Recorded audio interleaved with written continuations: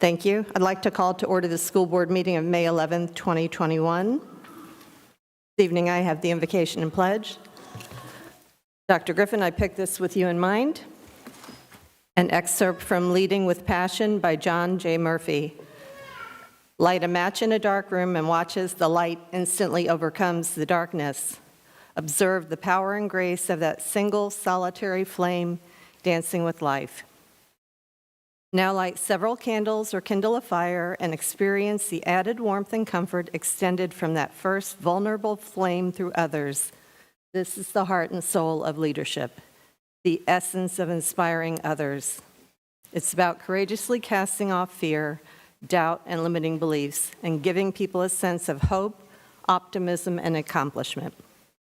It's about bringing light into a world of uncertainty and inspiring others to do the same. This is what we call passion, the fire within. Passion is a heartfelt energy that flows through us, not from us. It fills our hearts when we allow it to, and it inspires others when we share it. It's like sunlight flowing through a doorway that we have just opened. It is always there, it just needed to be accepted and embraced. Under the right conditions, this flow appears effortless, easy, and graceful. It is doing what it is meant to do. It is reminding us that we are meant to be purposeful, we are meant to be positive, we are meant to be passionate. We feel this when we listen to and accept our calling in life. We feel it as inspiration when we open the door of resistance and let it in. Inspiration springs forth when we allow ourselves to be in spirit, aligned with our true essence. Stop and think about it. When you feel truly passionate and inspired about someone or something, what frame of mind are you in? What are you willing to do? What kind of effort are you willing to put forth? How fearful are you? Chances are you feel motivated to do whatever it takes without fear or doubt to turn your vision into reality. You grow in confidence, you believe you can do it, and you're committed from your heart and soul. So, leading with passion. The purpose of this book is to clarify and offer 10 factors for leading with passion and inspiring peak performance. These essentials serve to guide and remind leaders how they can open the door and facilitate flow. By practicing these essentials, you will tap the extraordinary potential in yourself and others and realize results you may never have dreamed possible. Look to any inspiring leader and you will see these key factors in action. Observe the best of the best, and you will witness the power of passionate leadership. Make no mistake, leading with passion inspires world change. It's the only thing that ever has. Please stand and join me in the pledge.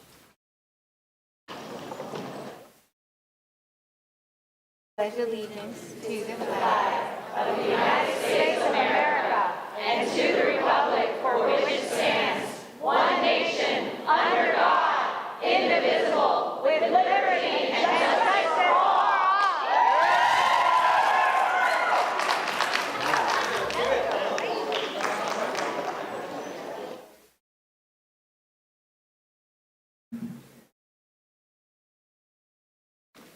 Let the record reflect that all 5 school board members, school board attorney, superintendent, and school board clerk are in attendance.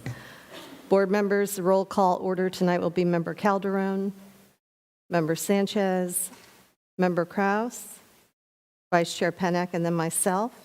Ms. Moramus, do you have any groups that want to be acknowledged?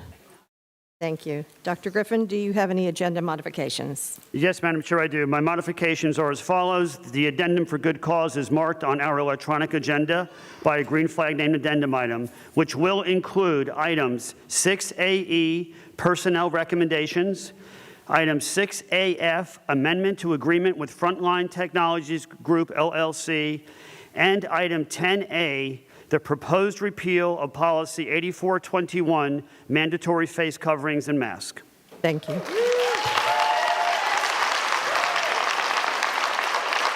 So, ladies and gentlemen, with all due respect, we have a meeting to conduct this evening, and you're here for the duration just like we are.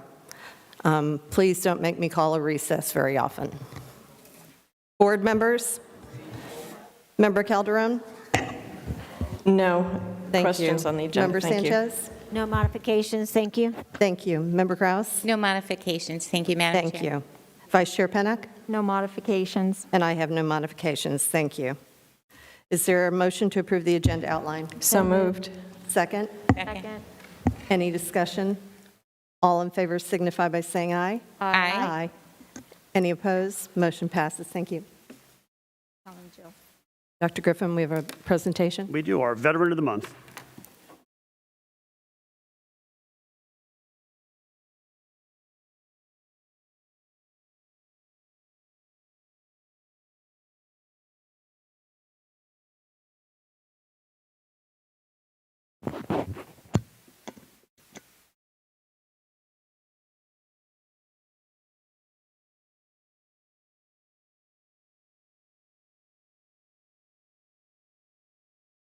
Collins as the Veteran of the Month, May 2021.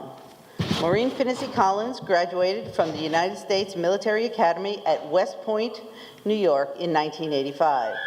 She competed on the track team for her first 2 years and served as the Brigade Executive Officer of the 4,400-member Corps of Cadets her senior year, and was also voted as the first ever woman class officer for the class of 1985. For excellence we strive, 85. Maureen majored in economics and earned a parachutist badge by graduating from the Airborne School in the summer of 1983. Upon graduation, she was commissioned as a second lieutenant in the Transportation Corps and was stationed in Fort Eustis, Virginia, and assigned to the 24th Transportation Marine Terminal Service Battalion. As a member of this unit, her responsibilities included loading and unloading ships for military exercises around the world, to include Puerto Rico and Honduras.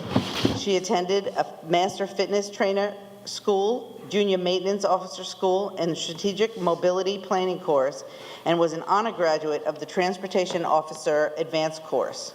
In her final duty station, she was promoted to captain and served as the S2 Intelligence Security Officer of the 224th Infantry Support Battalion at Fort Stewart, Georgia.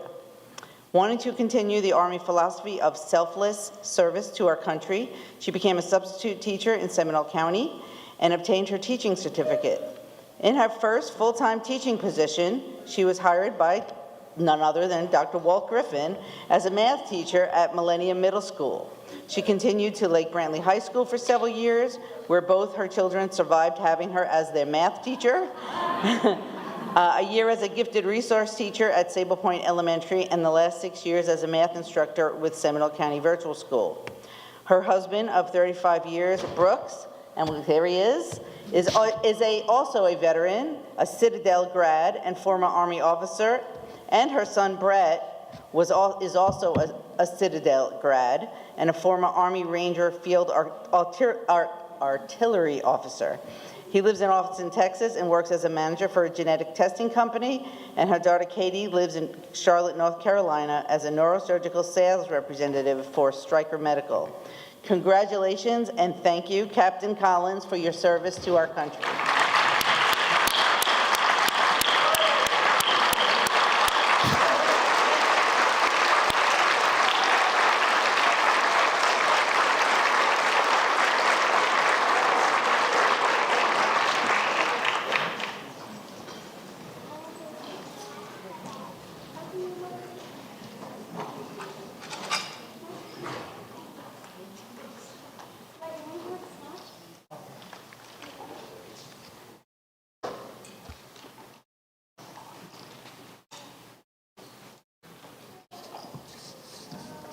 Good evening, Dr. Weissel. Good evening, Chair Allman, board members, Dr. Griffin. Thank you for the opportunity to continue our series of focused on student achievement presentations regarding our instructional planning for the 2021-22 school year. We have finalized decisions about learning modalities for next year and also about learning management systems. And so this evening we want to update you on the district's approach to K-12 literacy instruction. And I want to be clear that tonight's presentation is about both commitment and compliance. We continue to believe that when we put great teachers who have very high expectations for students in classrooms, and they use those high-effect instructional strategies paired with high-quality materials and differentiated supports, that those teachers produce the student learning growth that leads to the excellence and equity goals in your strategic plan. And so we'll review some of those approaches this evening. This is also a compliance presentation in the sense that we continue to live in a world of legislative mandates and State Board of Education rules, and then our Department of Education's interpretation of those rules. And so we annually submit a reading plan for that purpose. However, the content of the plan very much contains our beliefs. And so once a year, the district is required to submit the K-12 Comprehensive Evidence-Based Reading Plan to the Department of Education for review and approval. Our Department of Teaching and Learning leadership team made that submission on May 1st as a draft, and so we await feedback from the department, and then we'll finalize our plan. The plan is a template provided by the Department of Education that we then complete and submit, and then upon approval of all of the districts, the plans are published. And again, the plan contains what we believe about literacy instruction in grades K through 12, along with the required statutory and rule components. It also explains our approach to the use of the research-based reading allocation. And as you heard in our work session from Mr. Cease this afternoon, there are several components to the Florida Education Finance Program, one of which is the reading-based reading allocation. So for the 21-22 school year, we're expecting to receive approximately $2.9 million. That's level funding from 2021. And the purpose of that funding is specifically to enhance reading instruction in our schools. And typically, our district uses that funding for a variety of purposes, including funding reading coaches, or partially funding reading coaches in our elementary schools, also providing funds for summer reading initiatives that have been in place in this district for many years, and then finally to support teachers through both professional development and acquisition of high-quality reading materials. For example, the software licenses for iReady and Achieve 3000 are funded by the reading allocation, as are several consumable print materials used by our classroom teachers. Dr. Michelle Pisani, our elementary coordinator, is going to walk you through the key components of our elementary model.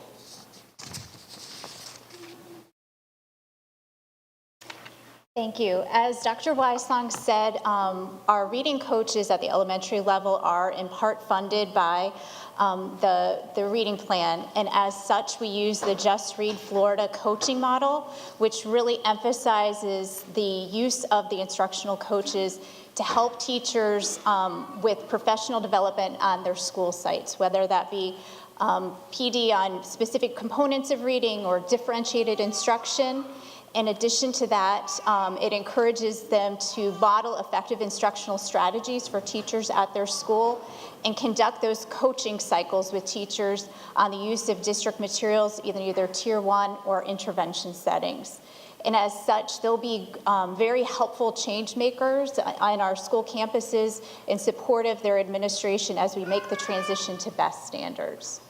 One of the requirements is that that's new this year is to limit that time that's spent performing administrative functions to really provide for this focus.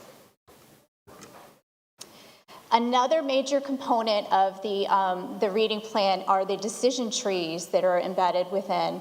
And those decision trees are meant to help support school personnel in making decisions as to how to best support students with various interventions if needed, and to make decisions upon the intensity of the interventions that might be needed. So as such, they take a look at student data, and so for kindergarten through second grade, those placements are based on the iReady reading diagnostic, flickers for kindergarten, and then overall classroom performance. All students receive that Tier 1 instruction, which is really that standards-based instruction, But then if there's something within the data that shows that the students are struggling, then they have those extra supports at either tier 2 or tier 3. Something that we really try to maintain is to keep that classroom performance and have the teacher's voice in making this decision. So especially with our younger students, so it's not just one test that's making this decision. And then for grades 3 through 5, it's very similar, except they have iReady. FSA data is something else that we look at, but we also maintain that teacher component of looking at what they're doing day to day in the classroom. And then as we have an evidence-based plan, the interventions that we use have to have that evidence research backing. And some of the interventions that I have listed here are used once there's been something in, like we said, their iReady or their FSA that's triggered. We look deeper with the student to really pinpoint what area of reading their need is, whether it be phonics or comprehension, and then match that intervention to best meet their needs. So here we have iReady. iReady in this case is an intervention, would be having students work in a small group with a teacher on content that's at a grade level or so below, rather than, we also use it in tier 1, just for students to help them. But this would be that very targeted below level small group instruction. 95% group materials help students with phonics. And then the Phonics and Pinnell level literacy intervention are something that's going to be brand new to our schools in the upcoming year, or to several of our schools. Some currently do have it. Kits will be going to all elementary schools, and we're going to have trainings on that over the summer. So with that, I will turn it over to Ms. Hilliard to talk about secondary.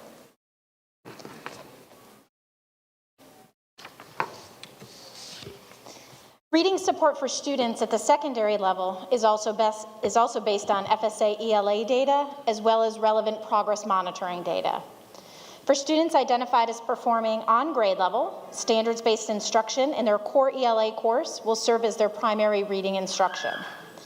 For students identified as performing one grade level below, in addition to supporting literacy through our core ELA curriculum, we promote literacy strategies in our content area courses, such as science and social studies, through a CAR mentality and methodology.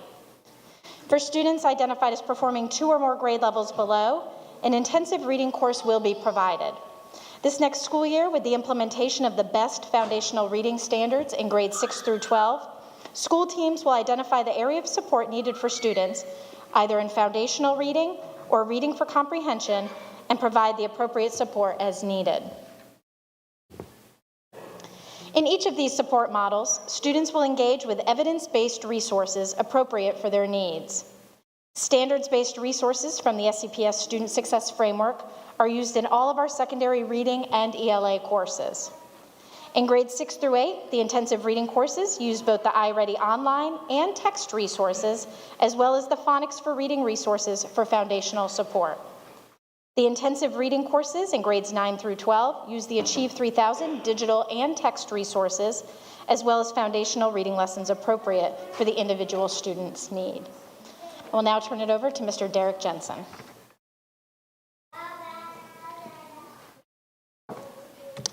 One important new component of our reading plan is this reading endorsement requirement that is occurring for all students receiving Tier 3 interventions. So these are interventions that are the most intensive for students who are typically 2 or more grade levels behind.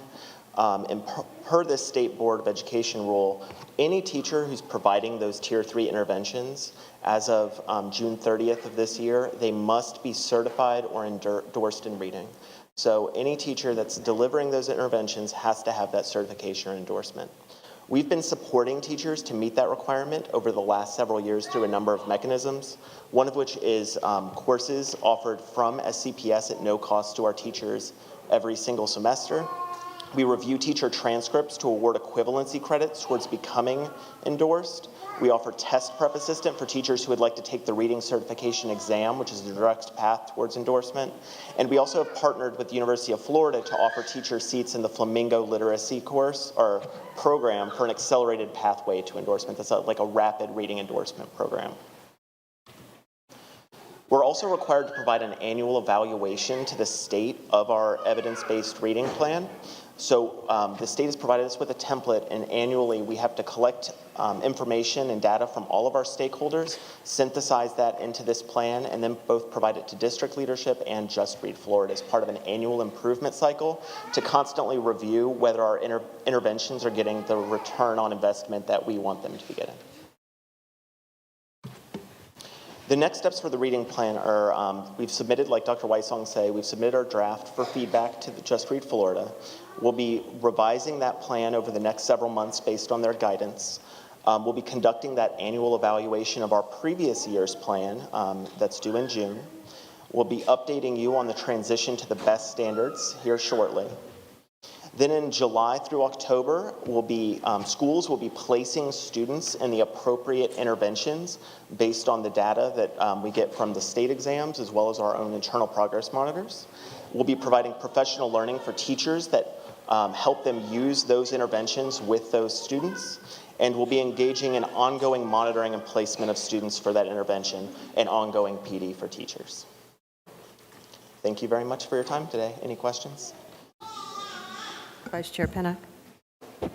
How much is the cost of the certification test that the teachers have to take for the reading endorsement? And do we provide any support other than the internal educational courses, but do we provide support to our teachers for those costs if it's? So if the teachers go through the coursework, they don't have to take the exam. And so there's 5 courses they take, and typically if you take those through like an external institution, you'll pay $250 or $300 per course for those. So it can range to $1,500, $2,000 to complete the sequence, and we offer those at no cost through SCPS. The actual test is around $150, and we don't have a mechanism right now to pay that test fee for teachers if they choose to go that route. But we offer the courses for them to get the reading endorsement internally without having to take the test, which is essentially the same. Okay. Absolutely. All right, fantastic. Thank you. Member Sanchez. Yes, we offer the classes for ESOL for everything, which is awesome, and just took my test for ESOL since they didn't give me my full credit. Question about we were just talking about, I just went blank with everybody being in here. With the testing,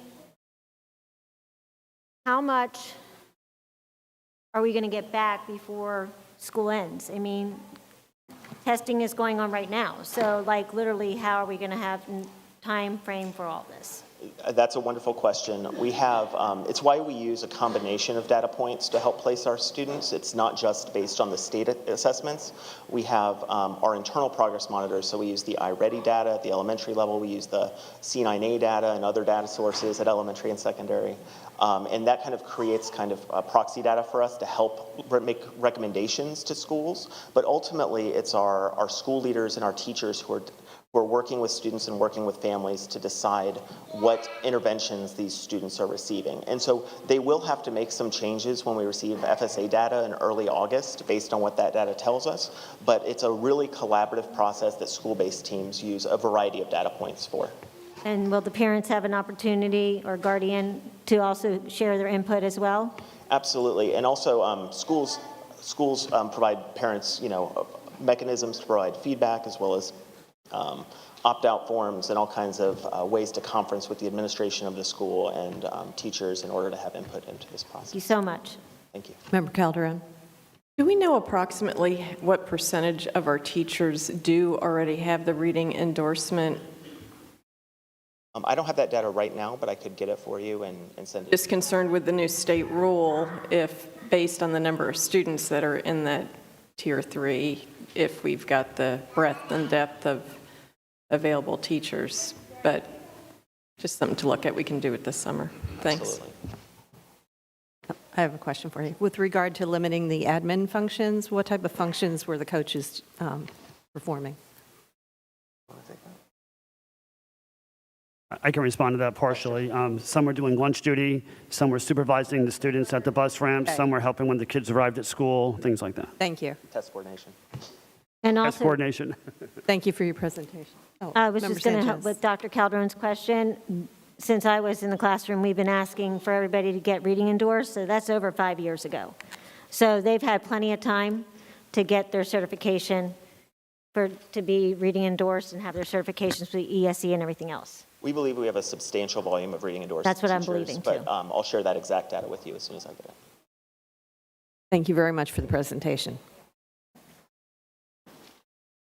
Hey, board members, do you have any comments or anything for discussion? Member Calderon? Not at this time, thank you. Thank you. Member Sanchez? I have one request that I would like to, is this for, we'll do it differently, but is it for the comments before? It's not for your committee report. Right. I just want to request that, as a school board, that we have a work session for our executive director for legal services, so we can communicate with each other and show transparency.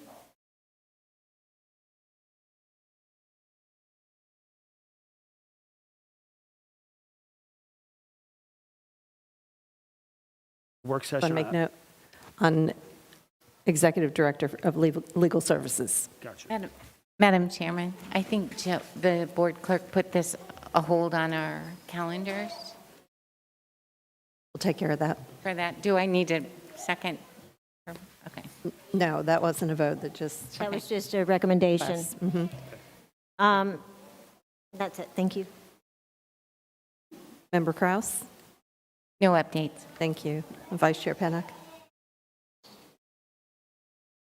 I can't hear you. At this point. Can I ask that? Mhm. Yeah. Okay. Mr. Johnson, I have a couple questions. Right now, we have the policy coming in front of us to discuss the rescission of the policy. Twofold. Can you explain for everyone in this room to have a good understanding of our policy-making process, because we are held to a different standard? And then second to that, we do have a policy that is a waiver of policies. And can you explain that process and what that timeline would look like and how it would impact this process, so that when we get to the point where we discuss this policy, we're all on the same page? Certainly, ma'am. So with regard to our process for adopting, modifying, or repealing policies, which according to Florida Statute Chapter 1001.41, which is the Education Code, it requires that school districts adopt rules which are equivalent to policies in accordance with the Administrative Procedures Act, which is Chapter 120, specifically Chapter 120.54. 120.54, and by the way, our policy PO 131 implements that requirement that our rulemaking be conducted according to law. Chapter 120.54, Section 120.54 has certain time requirements. Those time requirements consist of notices that have to be published prior to certain actions occurring. For instance, in the event that the board wants to adopt a new rule, a new policy, or modify an existing policy, then that requires a notice of rule development goes out, and those notices are published in a newspaper of general circulation. Ms. Marimas takes care of that. And that is then can be followed by a workshop. There are certain criteria where it can be requested from the public, doesn't necessarily have to have a workshop, but that's the development stage. Following the development stage, the board is required to publish a notice of rule adoption. The notice of rule adoption basically indicates that on a certain such and such a date, the board intends to adopt either a modification, a repeal, or a new rule. That's when the board would vote whether to actually, pass that particular measure, depending on which one of those three it would be. That requires 28 days of minimum notice. Notice goes in the paper. Ms. Marimas can tell you exactly how that works, but as soon as the notice is in the paper, then 28 days between that and the board taking final action to adopt, repeal, or modify a rule has to occur. Otherwise, it's a violation of Section 120 of the APA, which subjects that particular action to challenge. In the case of a repeal of a rule, such as what's being proposed tonight, the repeal does not require the first notice of development, but it does require the second notice of rule adoption. So that is a minimum of 28 days following notice for which the board to take the action of rescinding or repealing.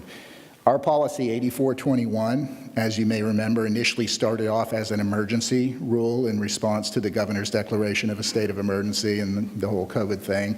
I don't remember the exact date of that, but it was followed up in August by the adoption of a permanent policy, a permanent rule, and that's 8421 relating to the mandatory wearing of face coverings. That process went through the rulemaking process. We filed a notice of development. We issued the notice. I think there was even a workshop on it. I don't recall, might have been, but it was followed by the notice of rule adoption. And on August 11th, 2020, that rule is formally adopted as one of our permanent policies. As a result, in order to rescind or appeal or modify that rule,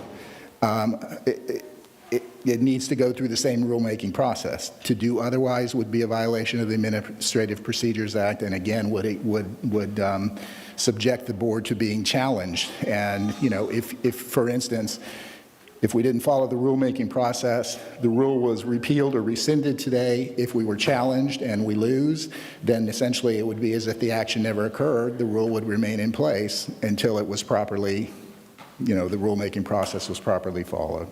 So timing this out, because we anticipated questions on this, obviously, if the board were to pass the repeal or the rescission of the rule tonight, the notice of intent to adopt rule would go out immediately. Ms. Moramis, I think, you can ask her, but I think it could get into the paper as early as tomorrow. Friday, maybe. In any event, as soon as it gets out there, we then would have a minimum of 28 days has to elapse before the board could actually implement the rescission of that rule 84 or that policy 8421. In the past, the board has typically done the adoption or the rescission of a rule at a regularly scheduled meeting. You don't have to do it that way, but that's just typically how it would happen. So timing out the days, assuming when the notice could get into the paper, that would put it out to the June 22nd meeting unless the board decides to schedule a special meeting. But even in that event, assuming how quickly the notice goes out, you're probably only talking about a matter of a few days between when you could set a special meeting and when you could actually adopt it on the June 22nd meeting. So that's the rulemaking process. The waiver of a board's rules or policies, we have a policy 131.2, which implements a Florida statutory requirement for waivers and how they work, and that's section 120.542. Generally, what it allows is for a person that is affected by a particular rule or policy, in our case, where the person can show that the purpose of the rule or policy can be achieved by other means, and that it subjects that particular person to a substantial hardship, which is defined in the statute, technological, legal, economic, or other hardship to the particular person, and the person has to file a petition, a written petition, to have the rule waived or variance from the rule, and there's a slight difference between the two.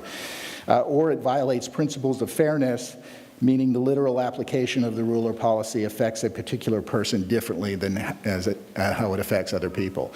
So the upshot of that by statute is that it is not a vehicle for the board to waive its own rule in toto, essentially avoiding the rulemaking process. And were the board to do that, again, that action would be subject to challenge. So a waiver is not something the board could use just so it doesn't have to go through the rulemaking process and avoid a policy that's currently in place. Thank you. So I have a question to follow up with that. Yeah. Some districts had mask requirements, Right. and they made voluntary, they took it away right away. How are they able to do that? There's an organization of school board attorneys, which I'm a member, and of course we all communicate with each other just to see what's happening in our various districts. And my understanding is that the districts that were able to take their there weren't policies. They were either passed as an emergency rule, which can be rescinded immediately on certain circumstances, or it was done, for instance, as part of the dress code. It was not a permanent policy like we have. All the districts that I've seen, I actually talked to Pinellas because that one happened to make the paper, and I think their board attorney said they were rescinding it effective June, I think he said June 1st, but I actually talked to the attorney, and he's confirmed they're going through the same process we are. Their board voted to rescind the rule. They filed the notice. It's not actually going to be June 1st for them. It'll be June 8th because that's when their next meeting is, but that's after the elapse of 28 days following the notice that they filed. So that's the difference between what we have done and what many other districts have done versus some of the ones that just passed it by, for instance, the dress code, where it is not a policy. Thank you. And a lot of folks want to have a better understanding of why the executive order did not apply to us. So the executive orders, when they came out earlier this month, as you can imagine, caused a lot of consternation especially with the school boards and the school board attorneys that were trying to review it. It was written in a manner that it was, to put it politely, a little bit ambiguous in some respects as to what it exactly meant. The Executive Order 101,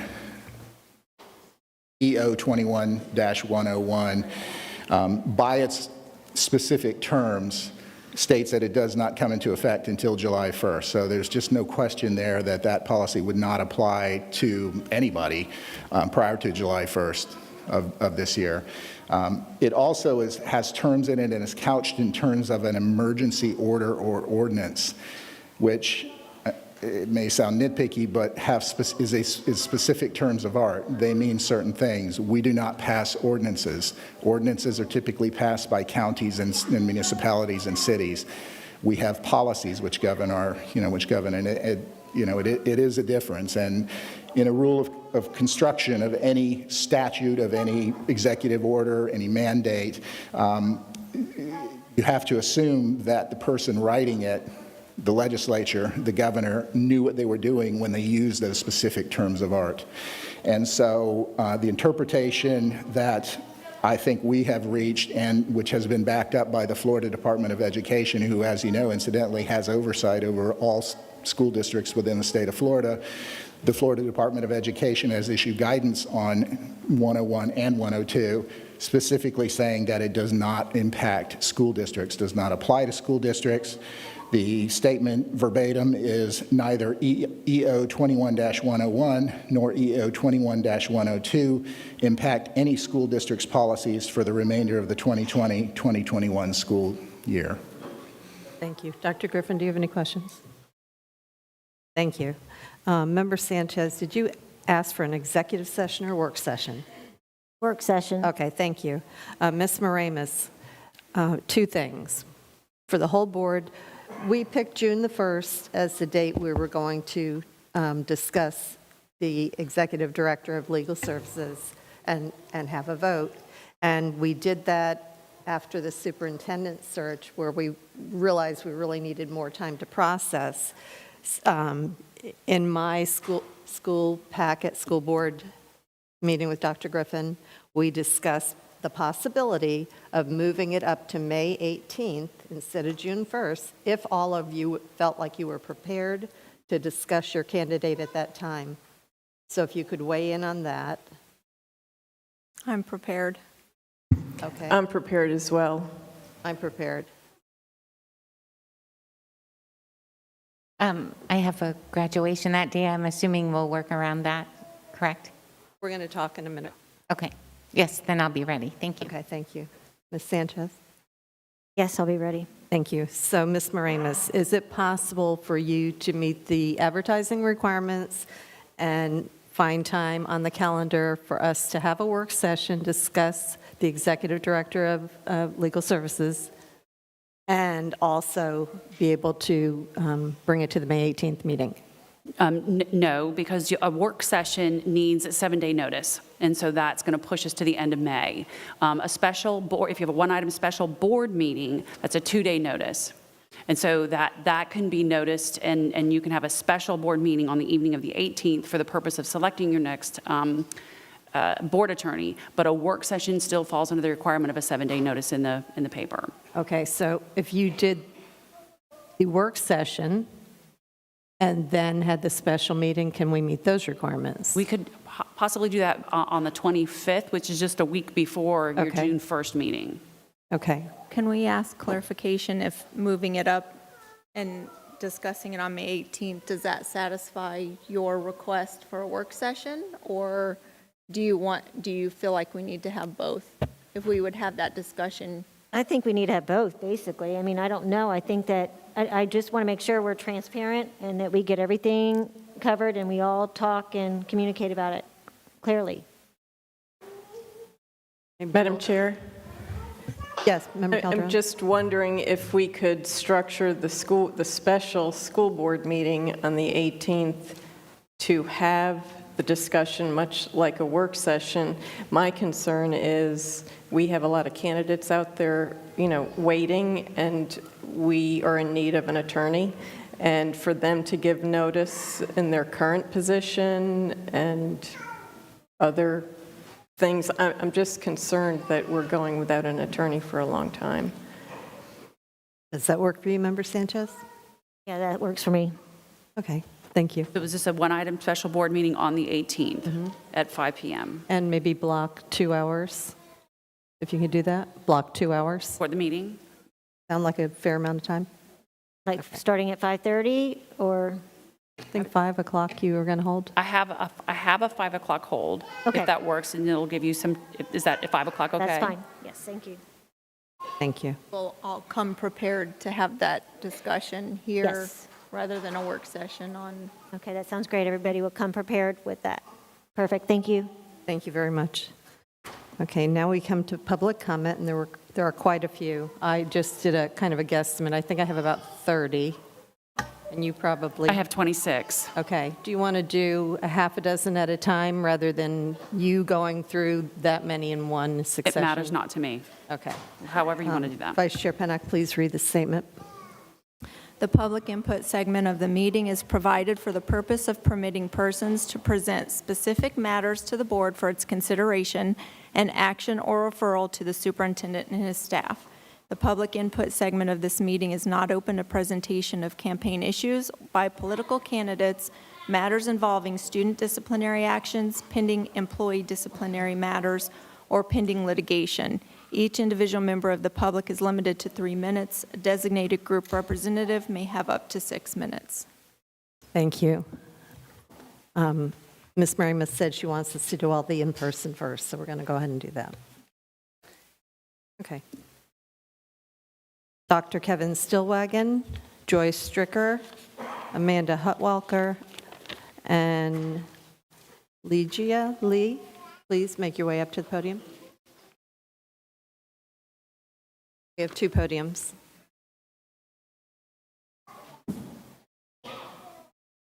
You can speak from either podium. You're fine.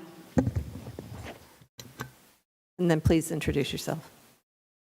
My name is Dr. Kevin Stillwagon. Just so that you know, I'm not just a random upset citizen. Here's a little of my background.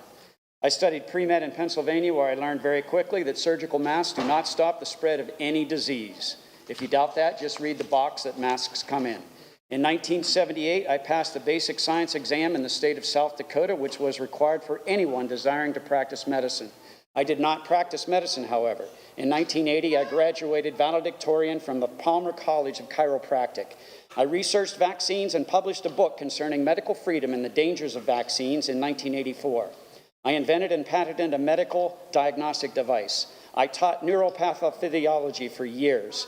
I own software, copyrights, and trademarks. I had a second career as an airline captain for a large global carrier, which after 26 years of service with, I was forced to retire early because, knowing the dangers of wearing a face mask for prolonged periods and the fact that they do not stop the spread, I absolutely refused to wear one. I have lived in Florida for 32 years and sent my completely unvaccinated child through the public school system. So if you even think about making this COVID-19 experimental injection mandatory for school children, you will hear from me again.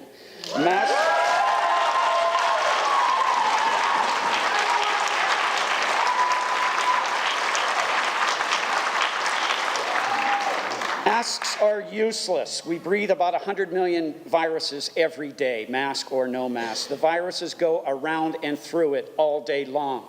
When we breathe viruses, they get trapped in the sticky mucus of the respiratory tract so that they can be coughed, sneezed, or spit out into something that can be thrown away, not into a cloth rag strapped to a kid's face all day. The humidity... Mr. Johnson, Mr. Johnson. That cloth mask Mr. will Johnson? collect all sorts of pathogens. Mr. Johnson, would you remind the audience, please, civility?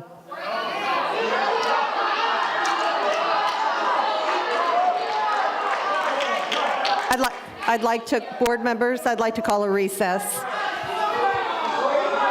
Take a 10-minute recess.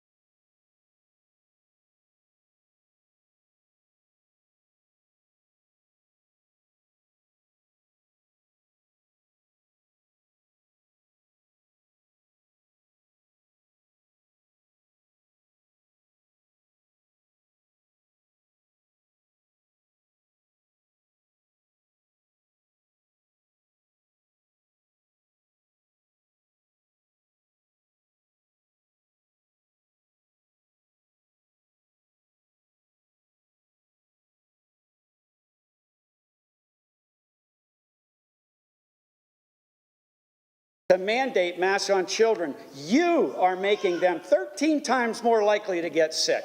Every time kids touch that mask, they're aerosolizing viruses, allowing them to disperse on very small droplets that are almost weightless and can travel hundreds of feet, not 6 feet, actually enhancing viral transmission. Some masks are made of nanoparticles that can break off, be inhaled, and cause mesothelioma-like conditions in lungs. Do you want to be responsible for causing that in a child? Wearing a mask for a prolonged period will cause hypoxia, decreased blood oxygen levels, sometimes causing headaches, and definitely making it harder to concentrate. Who thinks that's a good idea in what is supposed to be a learning environment? Children need to see the faces of others in order to learn how to form their words properly, interpret emotions, and develop normal psychology. Do you want to be responsible for creating abnormal psychology in a child? So listen, what I told you, what you now know, if you continue to mandate mask wear in children, you are intentionally causing these children to have harm, and you are putting them at risk. And I promise you, I have the resources. If you vote to continue this nonsense, you will hear from me again legally.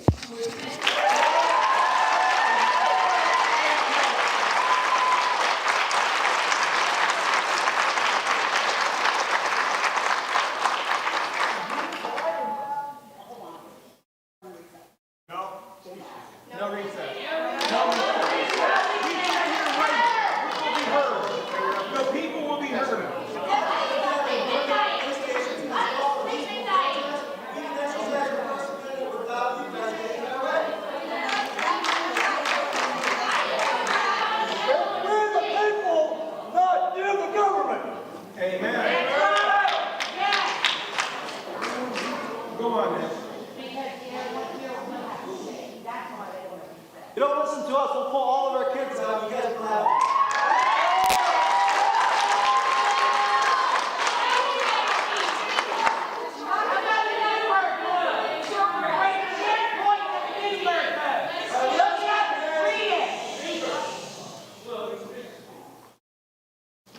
I respect Jill. I'm waiting for Jill to. Jill, I respect Jill, the clerk. We'll give her 15 seconds. You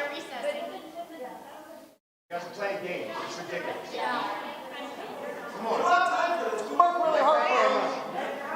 You know, like this, I can pay everyone right now. So many businesses have been hurt. People have been hurt financially. You guys should not be getting paid. You guys should be getting paid. You are not distinction. You should be podcast as a mother. You should not be getting income. We can talk to you. Are you getting paid or the politicians? They're the only ones getting paid. They're the only ones getting paychecks. So we the people say proceed with the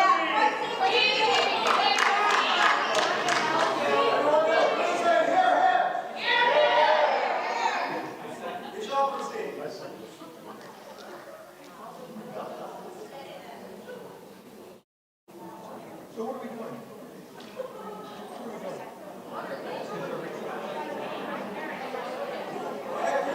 Respecting this Excuse me.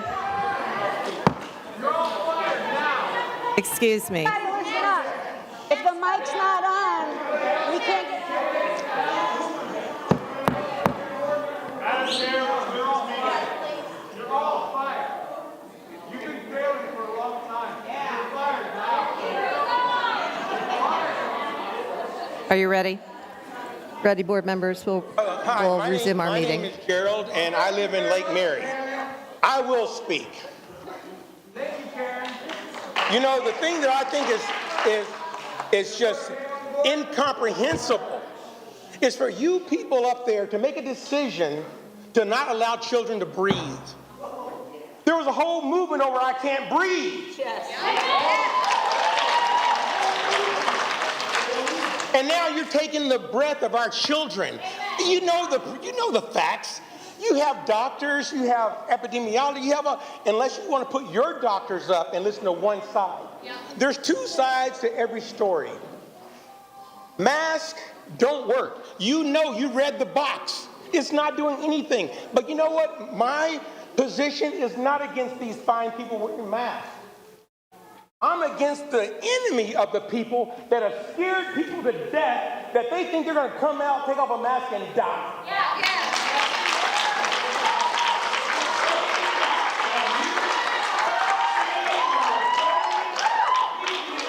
Folks, you fine folks. And I would think that you would have better sense than to buy into fear. I mean, we're all going to die, but don't scare me to death until I die. But you know what? Again, a person, if Fauci comes out and says you got to wear a fan, we will have fashionable Gucci fans, and then they will actually, you know, come against you, villainize you for not wearing a fan. I mean, there's so much separation. I don't want to be separated from the people wearing masks. I love all of you. Whether you have a mask on or not have a mask, we're not going to let the government separate us and divide us.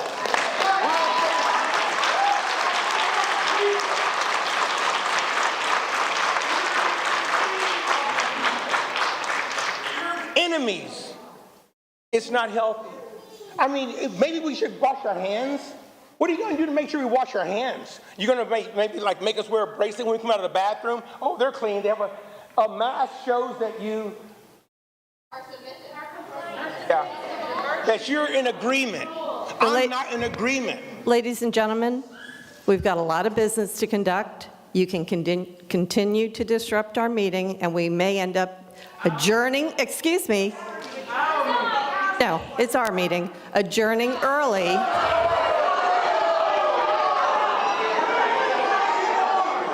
And then we won't get to vote.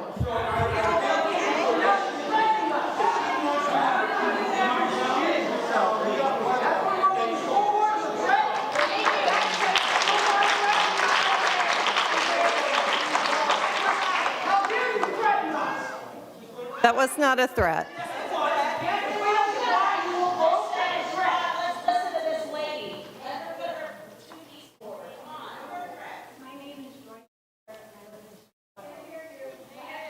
Your mic's not on, Joy. There it is. Hello, is mic on? Are we? My name is Joy Stricker, and I live in Sweetwater Oaks. I am here tonight because I can't ignore this board's shameful abuse of power when left to its own devices. On February 9th, Tina Calderon cast her vote for Chad Farnsworth as our next superintendent. I wish she had read Anna Marie Coates' glowing letter of recommendation for Sarita and voted for her in the first place, but she didn't. Tina buckled under the pressure from Sanford's Black community and made a motion to rescind Chad's vote on February 23rd. This matter was not on the agenda, yet somehow Sanford's Black community got the opportunity to speak out in support of Tina's surprise motion to rescind. On March 1st, he voted for Sarita as superintendent. But first, Christine Krause gave a speech on George Floyd and made remarks about walking the walk by putting someone in the position of superintendent that looks like Black kids. I wish Christine had pointed out the fact that Sarita graduated from FSU's law school cum laude, but she didn't. At the same meeting, H. Alexander Duncan said, "I want her as superintendent for no other reason than the representation as an African-American woman." I wish Mr. Duncan had pointed out the fact that Sarita has already been a part of our administration for the past 16 years in our legal department, but he didn't.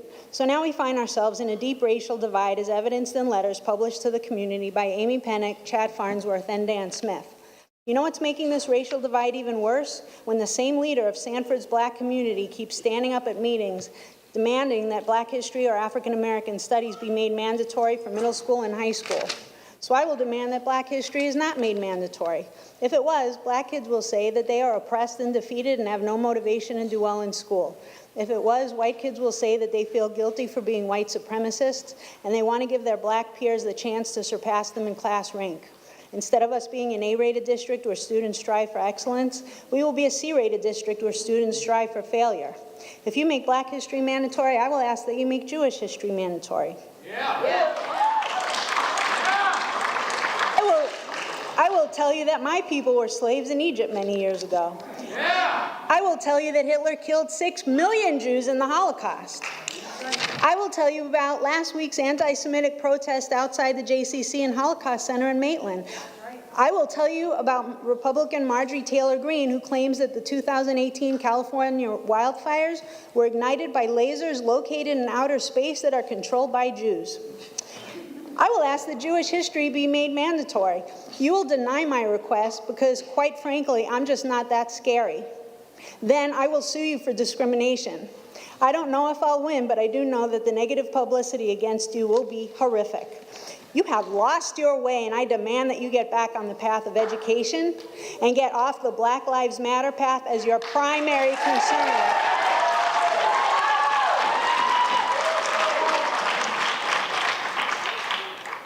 I really wanted Chad to win, because who wouldn't want another man with an educational background to fill Walt's shoes? It just made sense. Please wrap up your comments.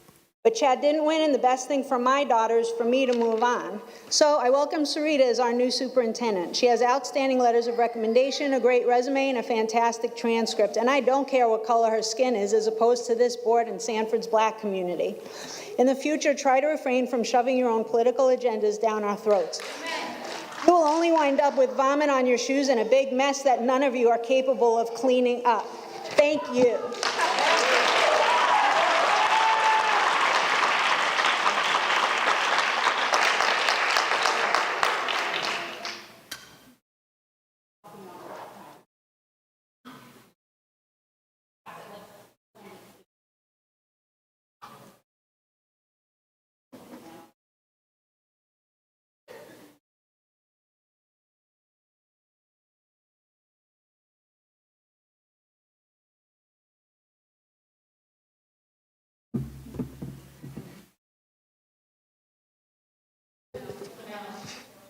This is going well. Can you hear me now? Thank you. Excellent. Okay. My name is Amanda Hutwelker, and I'm a Seminole County resident and mother of 3 elementary school children. The concept of one size fits all isn't new, and anyone who's spent any time with children knows that one size does not fit all. Richard Cochran from the Florida Department of Education recently stated, quote, "Florida has once again proven that one-size-fits-all policies do not meet the unique needs of individual students or their families." Apparently, this school board believes one size should fit all. And if it doesn't, then your child isn't welcomed in a classroom. This school board implemented one of the most aggressive one-size-fits-all mask mandates in our state, including your decision to withhold a true medical exemption for students with disabilities. Your unbending policy has driven students with disabilities out of the public school system. When you first came out with the policy, I thought maybe you didn't understand how your one-size-fits-all mandate would affect students with special needs. So I began emailing all of you. Any response that I got back was doubling down on the mask mandate and the 4-week mask training program for children with medical exemptions. In one email, the executive director of elementary schools stated, quote, "We certainly respect your decision to seek alternatives. In other words, comply or go away." But still, I gave you the benefit of the doubt. I assumed you were being extra cautious to start the school year because parents were nervous and not sure what to expect. Surely you would relax your policy and accommodate students that were struggling as the year progressed. Eventually, you would recognize how absurd it was to hold a 5-year-old child with a developmental disability to the same mask-wearing expectations as an 18-year-old senior in high school. But I was wrong. Instead, month after month, you doubled down and defended your one-size-fits-all mask mandate. In November, I got a call from the executive director of Student Support Services. I thought she was calling to discuss my son and tailor a plan specific to his needs. She was calling to discuss mask training him. She mentioned in the call that Seminole County Public Schools has roughly 300 students with extremely low cognitive function. And of those 300 students, only about 56 have been allowed any type of mask accommodations. That nearly brought me to tears. Your treatment of our most vulnerable students is disgraceful. Shame on you. You should be accommodating the unique needs of all of our students. One size does not fit all. This school board has made it abundantly clear that you do not understand the diverse needs of our students, especially those with disabilities. Your one-size-fits-all mask mandate is lazy and it's harming our students. You should be ashamed of yourselves for letting it continue all year. Now is the time to make it right. Your job is to be a fiduciary for all students, so do your job. Rescind this mask mandate and allow parents to choose what's best for our children moving forward.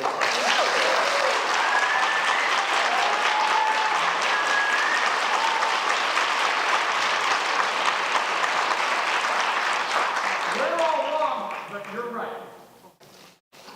Am I good? Okay. Legia Lee is my name. I did a little something different, so here it goes. Here we stand again, so I thought this time I would come to chime in. We are sick of these medical devices on our kids' faces. Over and over, many have come to plead our cases. What more do you really need? We will not continue to co-parent with the DOE. These masks are infested with bacteria. For all we know, they are causing infections like diphtheria. Their immune systems are being suppressed. Our children are truly being oppressed. Can we go back to 2019, a time when sneezing and the flu was a thing and it didn't cause quarantine? Let the parents decide. If not, you are partaking in this genocide. Our children need to see smiling faces. They probably don't even know their classmate has braces. How can our children truly develop with expressions not seen? Let's be honest. Are you waiting for them to get the vaccine? Let's make immune systems vital and put a stop to making masks our idol. What's your plan when our kids get the sniffles in the fall? Is it back to your mask up protocol? Masks are dehumanizing our generation. They have caused so much frustration. Our children are not yours, so you will continue to hear these parents roar. Where there is risk, there must be choice. You have pushed us past the point of using our inside voice. Many have said, don't worry, your kids will adapt and be fine. Well, we disagree, it's child abuse, so we will continue to hold that line. Have you thought about all the children in the last year who have been sex trafficked and unrecognized? Masks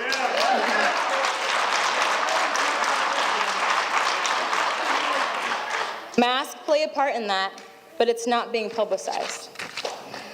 That child walking home from the bus stop doesn't see that masked person as a stranger. She has no idea they will be the worst kind of danger.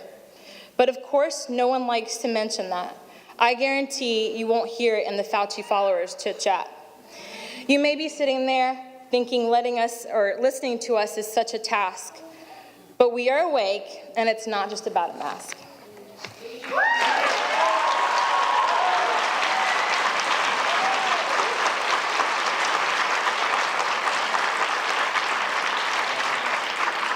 Mr. Johnson, would you please address the disruption?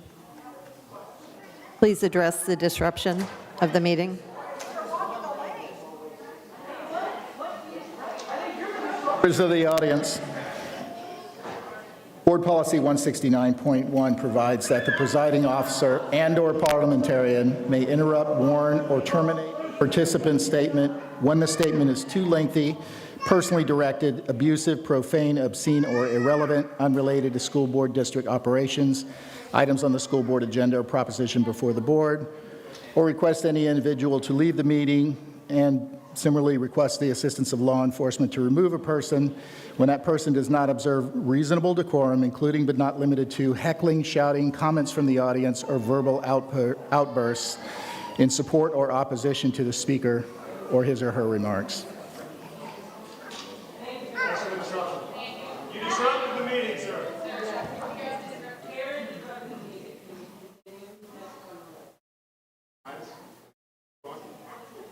Jessica Tillman, Leslie Kirschenbaum, Kelly Shilson, J.P. Pinheiro,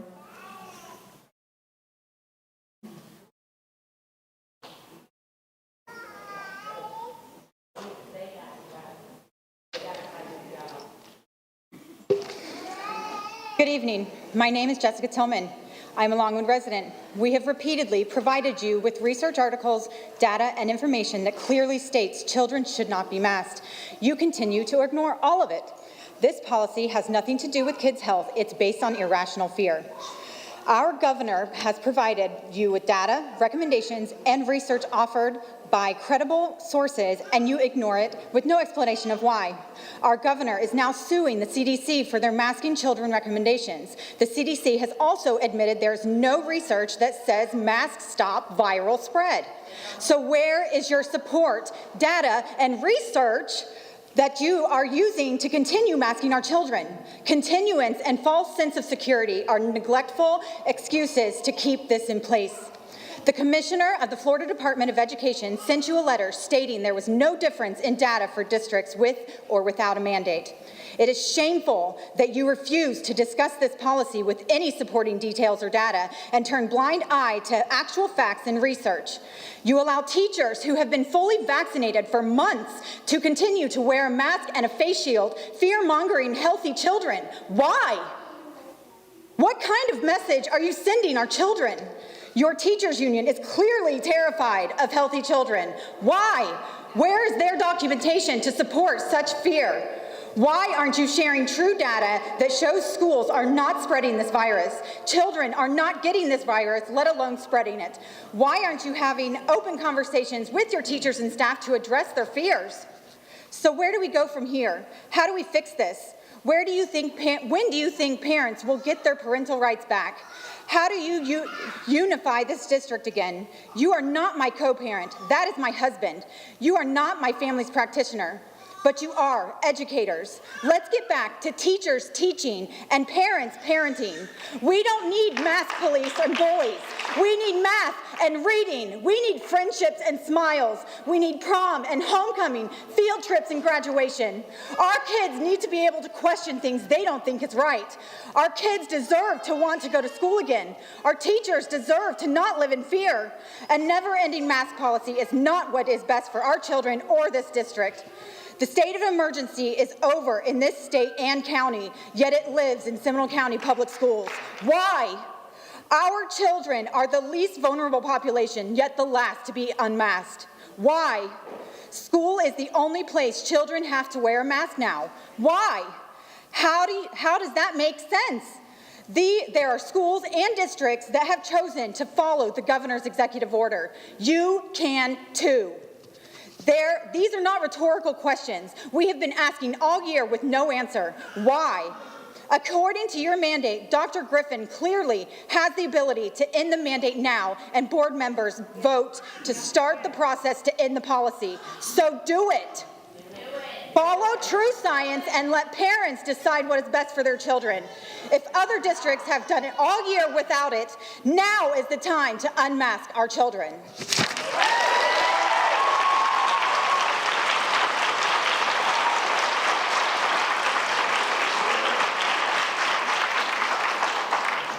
Hello, my name is Kelly Shilson. I'm a Seminole County resident, past PTA president, treasurer, board member. I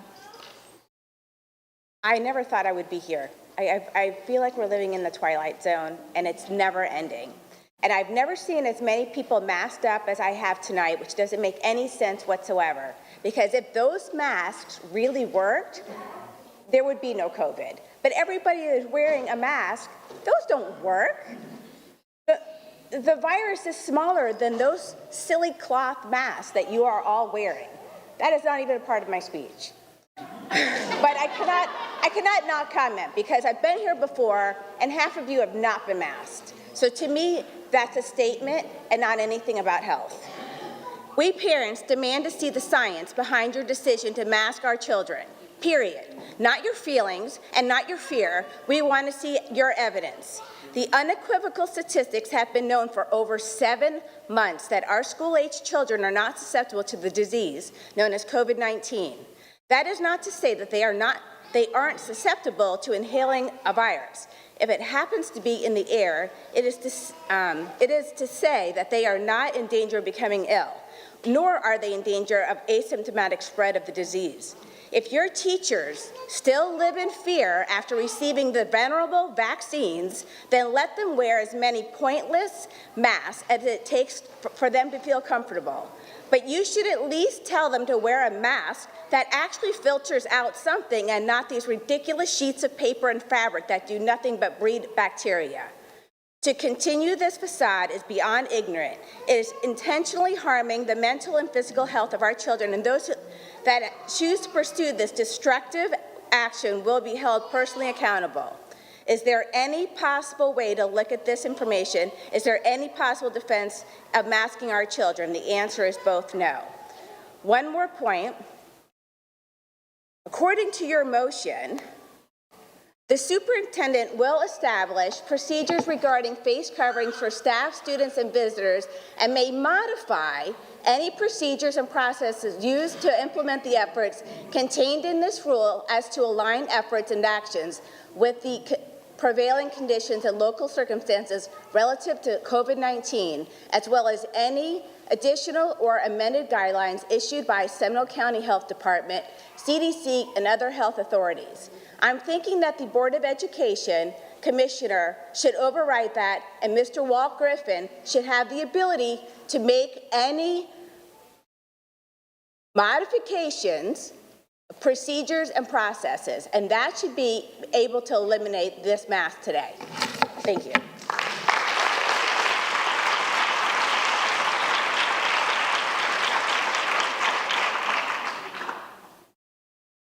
Are you Leslie? Yes, ma'am. Hello, my name is Leslie Kirschenbaum. I am a Seminole County resident and a mother to 4 school-aged kids. I want to thank you guys for adding this very important matter to your meeting this evening. But as you can see, we're getting really tired of you not listening to us. And parents are here tonight to tell you we want mass choice effectively. Enough is enough, guys. This is a hostage situation we've got right now. Mrs. Alman, you mentioned last meeting how we should protest HB 7045 because it would take funding away from Seminole County Public Schools. That is not correct. I did not. You said we needed to get together in order to start protest because it funds the basic stuff like for the arts, disability, or something like that. I was here last meeting. I'm sorry. It That was was Ms. me. Sanchez. You were sitting right there. No, I was sitting- No, she My wasn't. bad. We kind of look alike, though. I retract that. So you were talking about SB 7045, which takes funding away from Seminole County Public Schools. You know what? Thank God it passed. And that will give parents school choice, which our governor, thank goodness, went and made his rounds today to ensure parents knew we have a lot of options for our kids right now. You think holding our children hostage to these mask mandates, which have been proven to be ineffective to prevent COVID time and time again, is helping your case to keep our students in a hostage situation where it seems your only concern is the teachers union? Yeah, I said it, teachers union. That's who you guys are protecting. Enforce masks on them. More than half of them took the vaccine. Why are they still afraid of the very same people they took an oath to teach and protect? You're starting a civil war among us right now. We are parents. Protect our children, which is in full force right now, okay? All year long, we have been talking to you. All year long, we've been coming to tell you to protect our children. Faith-based establishments like Chick-fil-A ended their mask policies for their employees as soon as the executive order was filed. You've got UCF ending their mask policies effective immediately. You guys know that was because we voted you in. We thought you would have the best interest for our children, but it seems you're playing politics instead. It's no secret you don't work for us, but for the teachers union. You're supposed to do what's right by our children. So protect them by taking these masks off. And as a requirement, let them be a choice. All I heard from that lawyer was policy violation, repeal, waiver, file petition. We're not hearing any of that right now, sir. No disrespect. And the mask mandates now, effective immediately tonight. Thank you, guys.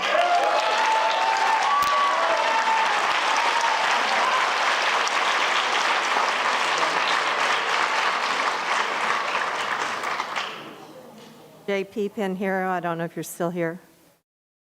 Carmelo Bellardo. Henriette Pistor. David Levitt.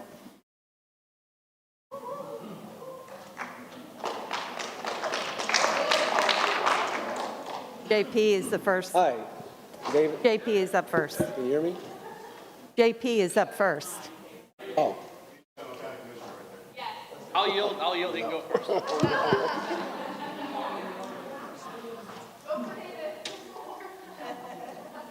You're on microphone. This mic's not working?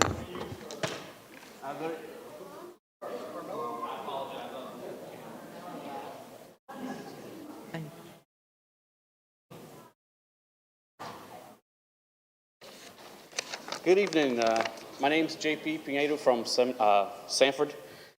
And I was here during the last meeting, and I shared with you guys that, we had data available from the COVID dashboards, and it was pretty crystal clear that there was no difference in COVID cases amongst schools and counties that had mask mandates policies in place. I just ran, so I'm sorry. I'm trying to catch my breath here. But versus those counties that, good thing I didn't have a mask on, yeah. Versus those counties that had no mask mandates, where masks were optional, there was absolutely no difference. You had the same incidence of COVID cases in each of those populations. And in the letter from the DOE commissioner to all the school districts, he specifically said, and I quote here, upon reviewing the policies of those school districts, with mandatory face covering policies, reviewing all districts' relevant health data, factoring in such data points as the percentage of students learning in person and relative population of a county, which is often synonymous with a county's community health resources, the data shows us that districts' face covering policies do not impact the spread of the virus. Do not impact the spread of the virus. So, we heard from gentlemen about how the policy process works. Some of us may disagree, but let's make masks voluntary. Like starting now, today, follow the process, go through whatever you got to go through and the public notices and all that stuff. But you can state right here, right now, in this public forum, to all of us and everybody watching, all the principals that are listening, you can state right here, right now, that masks are to be voluntary, effective immediately, and to make mask usage within our county schools, no longer enforced. Go through the proper process, but you can state here as a group saying, hey, masks are now voluntary. We'll go through the process of whatever 28 days that needs to be done for legal reasons, so it's not challenged. But you can say here, hey, we're not enforcing mask mandates anymore. Let's make it mandatory. Do the right thing for our kids, please. I yield back the remainder of my time. Thank you.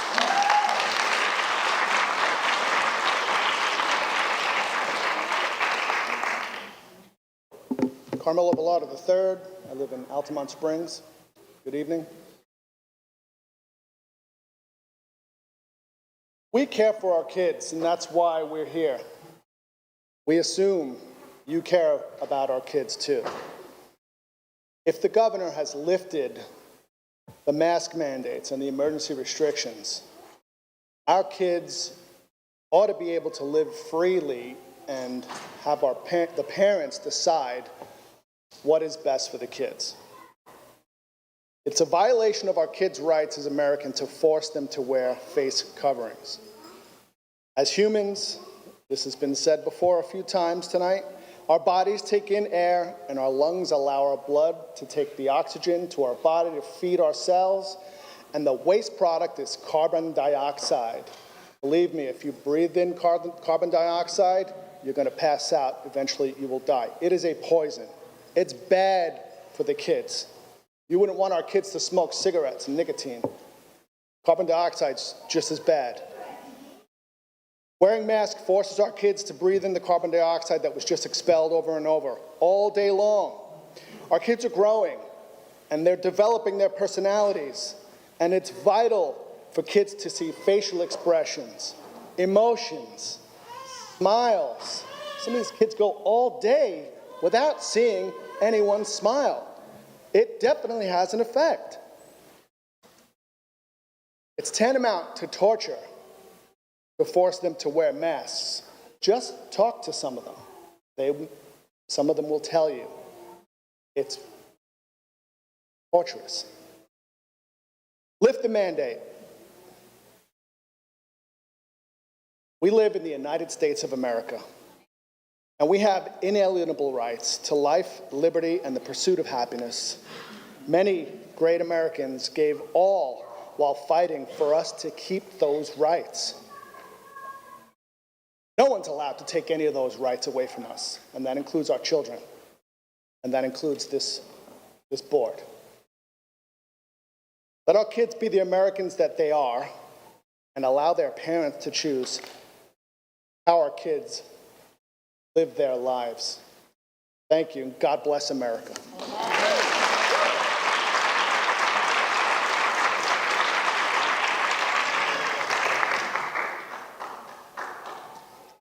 Hi there, my name is Henriette Pastor. I live in Seminole County. I have 4 kids. I still have 2 in school. English is really difficult for me, so I'll go slow. I'm not going to talk to you about any health things about masks. I'm sure there's a lot of parents that are already bringing it out, all the articles. There is so much information about how unhealthy the mask is. What I do want to ask you guys is, when last have you walked our schools? When last did you go to a lunchroom? When last did you do that? I had the opportunity to be at a lunchroom, 4 lunches behind each other in one of our schools 2 weeks ago. It was amazing. It was like living back in 2019. Kids were smiling, they had no mask on, they were hugging, they were drinking out of other's drinks. They were eating together in a COVID time where all the kids have to wear masks. What are we telling our kids? It's okay to the lunchroom, it's okay to sit in a lunchroom, to hug your friend, to drink out of his juice box, but the moment you walk out of there, you have to put on a mask. I've always seen Seminole County as a partner in the education and as a partner in my house for my kids. They're part of us, and it has always worked well for me. But right now, I feel that we are teaching our kids to be 2 people, to listen and to try to adhere to something, but they don't do that. We are telling them to put on these masks, but in the lunchroom they don't have to wear that. They're sitting very close to each other. They're sitting closer in the lunchroom than in the classes. My one lunchroom had 300 kids in. No mask, hugging. I want to ask you guys to please think about what we are teaching our kids. Is it okay to tell them to adhere to something that nobody believes in, or to just face the facts, the mask does not work, and to get rid of this? The other question that I want to ask you is, my one is a teenager. Her friend group all of a sudden they feel naked not wearing a mask. What did we teach our children? Is that right, that a young, pretty teenager must feel naked because all of a sudden she's not wearing a mask? Think about what we are doing to our kids. Please, let's reconsider this and get rid of this mask. Thank you.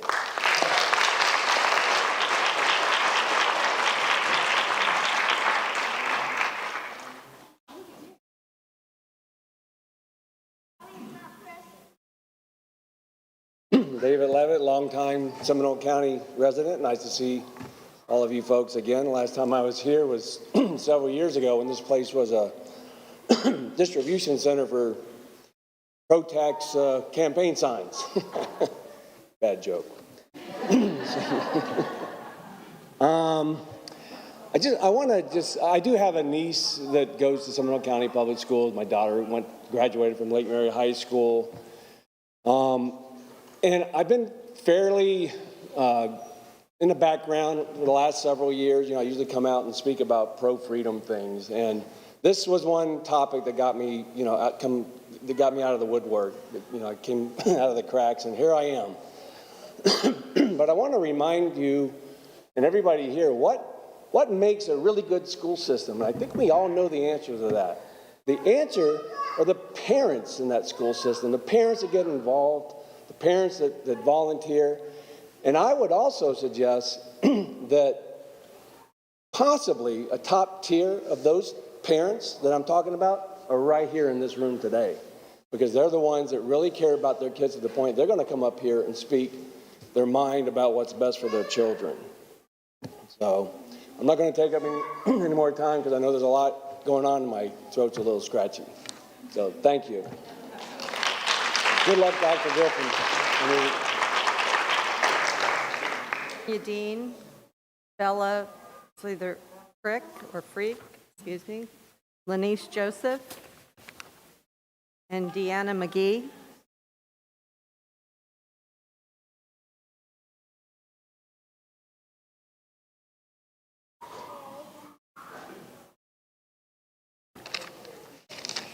Hi, my name is Bella Rose. I am a third grader with a medical exemption. I can't wear a mask in school all day because I have asthma. That means I can't go to school. I cannot understand anyone wearing a mask, not even my teacher. My friends get headaches and can't breathe. Please set us free from these masks. Everyone I know hates the masks.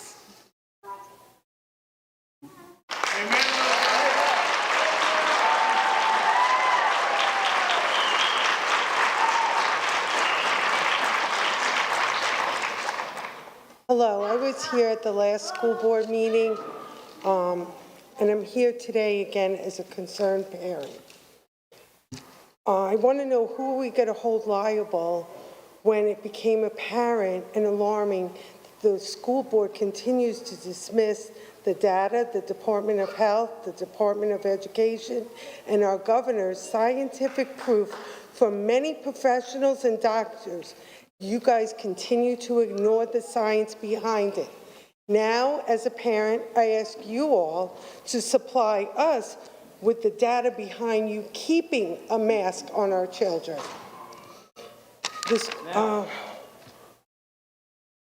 I'm sorry, I'm a little nervous.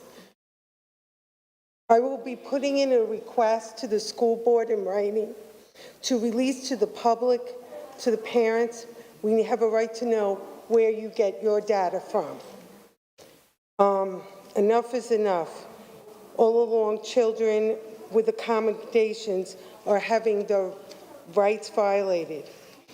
My child has a medical exemption, and from day one, even before school started, I wrote to the school board.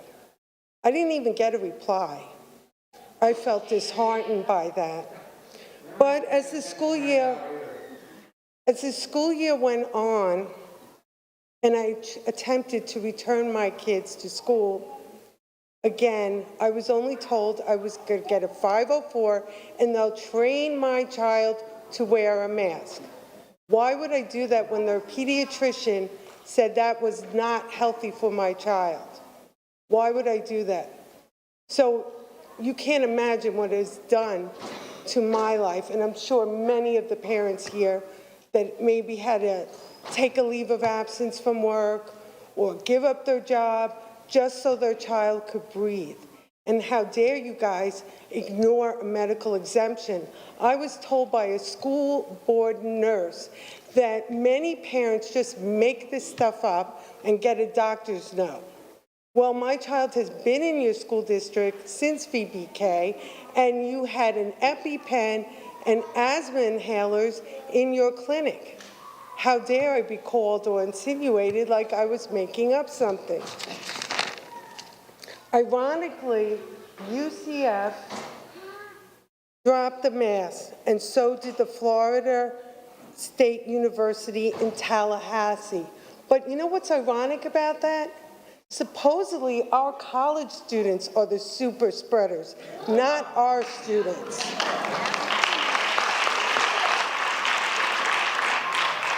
I really want to know where you get your information from, and I think you should stand on it because you kept them in masks. So where's your data that says keep them in mask? There was recently a school board nurse in New Jersey. You could look her up. Her name is Erin Pine. She said there was an increase in her clinic of headaches, shortness of breath, stomach aches, and were all related to masks. Please wrap up your comments. Okay. So when she spoke to administration, she was suspended from her job of 13 years. Why aren't we looking at this as a school board? I don't think we've done enough. A simple data mining report in Skyward can pull up how many people are in the clinic with stomach aches or headaches or what, and you could compare to last year because there are statistics, and you could see if there's an increase. Besides sore throat, dry cough, mass acne, and no data knowing how the long-term psychological and physical effects of wearing a mask affect our children. Thank you for your comments. If you Can want I to share say your... one more sentence? One more please? sentence. Yes.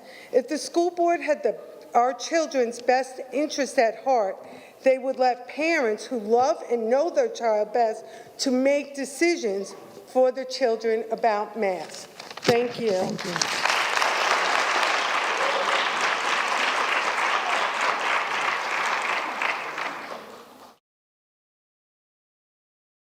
Good evening. My name is Deanna McGee. I'm a lifelong Seminole County resident, graduate of Lake Mary High School, and I have 2 school-age children here in Seminole County.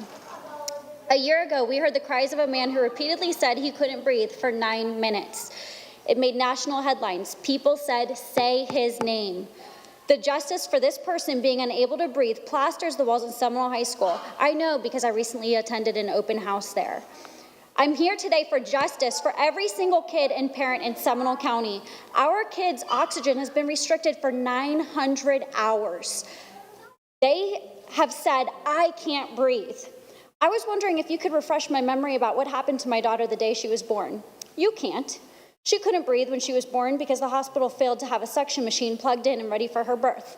I wanted to ask if you could tell me the number of times she's used a nebulizer to repair her lungs for respiratory issues likely caused by the initial damage done to them. Can you tell me about the freak accident she had where she was airlifted? Kids stared at her while she relearned how to walk after graduating from a wheelchair to a walker. This developing a sensitivity to people staring and making fun of her, now making her sensitive to her emotions and anxiety when she has a panic attack because she can't breathe. I was wondering if you could describe to me how to explain to her that she doesn't deserve to freely breathe unrestricted air because board members that we voted for continue to cut that off? Oh, that's right. You can't answer any of those questions. I'm asking you to say her name. But you can't. You don't know her name or any of the others, much less their health issues, conditions, or challenges. Yet you have dictated to the parents that their hands are tied, kids' airways are covered, and that this decision was in the best interest of who? You? For what? Was it in fear that teachers were afraid of COVID, might not show up to work, union threats? I respect and strongly support our law enforcement officers. We are living in an age where respect for not only the law, but veterans, elders, and authoritative figures are disrespected, to say the least. Kids learn this at home and in their environments. What message are we sending to our children when the school board, of all people, have overreached their power, resulting in child abuse? The struggle here is between the freedom of air circulation and breathing oxygen and teaching our kids to respect authoritative figures, even at the cost of their health, against the will of what is truly against the better judgment and complete strangers taking away the choice to make an informed decision. My parental rights should not stop at the door of the classroom. You are hired by the public, for the kids. And in fact, some of you in here have sat at tables with my family and even hosted political fundraisers within the walls of our home. Some of you even asked me to recruit people to help with your campaign. Your fear has exposed your inability to lead. It is a slap in the face for anyone who stood behind you, fundraised, knocked on doors, or sign waved for your campaigns. We stood for you, and you're one school year too late on doing what is right for our kids. Please wrap up your comment. The very ones you signed up for to have their best interests. It may be too late to save your political career, and it may be too late to reverse some of the damage these masks have caused our children, but I assure you, it is never too late to do what's right. Give the power back to the parents. Make masks choice. It is the only way.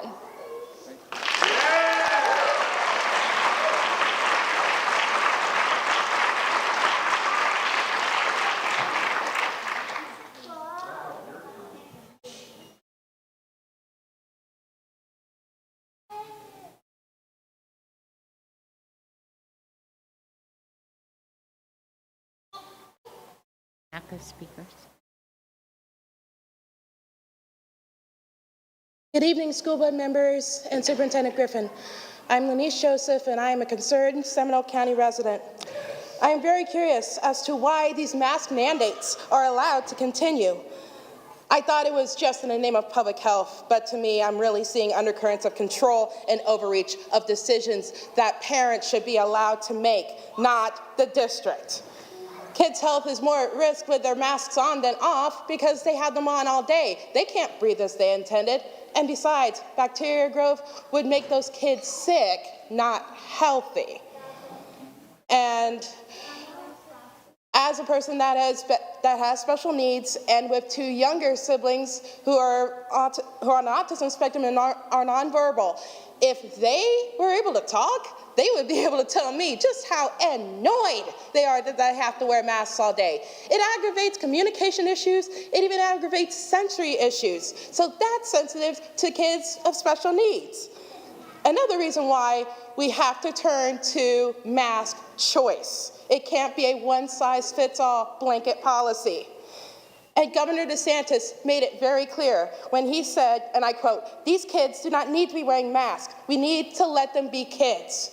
Please, I implore you, we need to have our school district be mask optional. We need to leave the choice to the kids and to the parents. Thank you all for your time.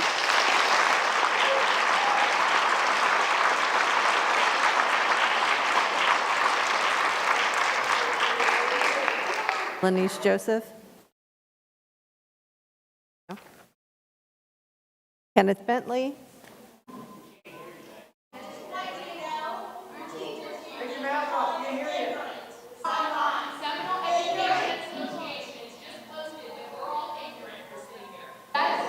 Kenneth Bentley. Thane Thomas. Julia Roberts and Julia Quint. Madam Chair.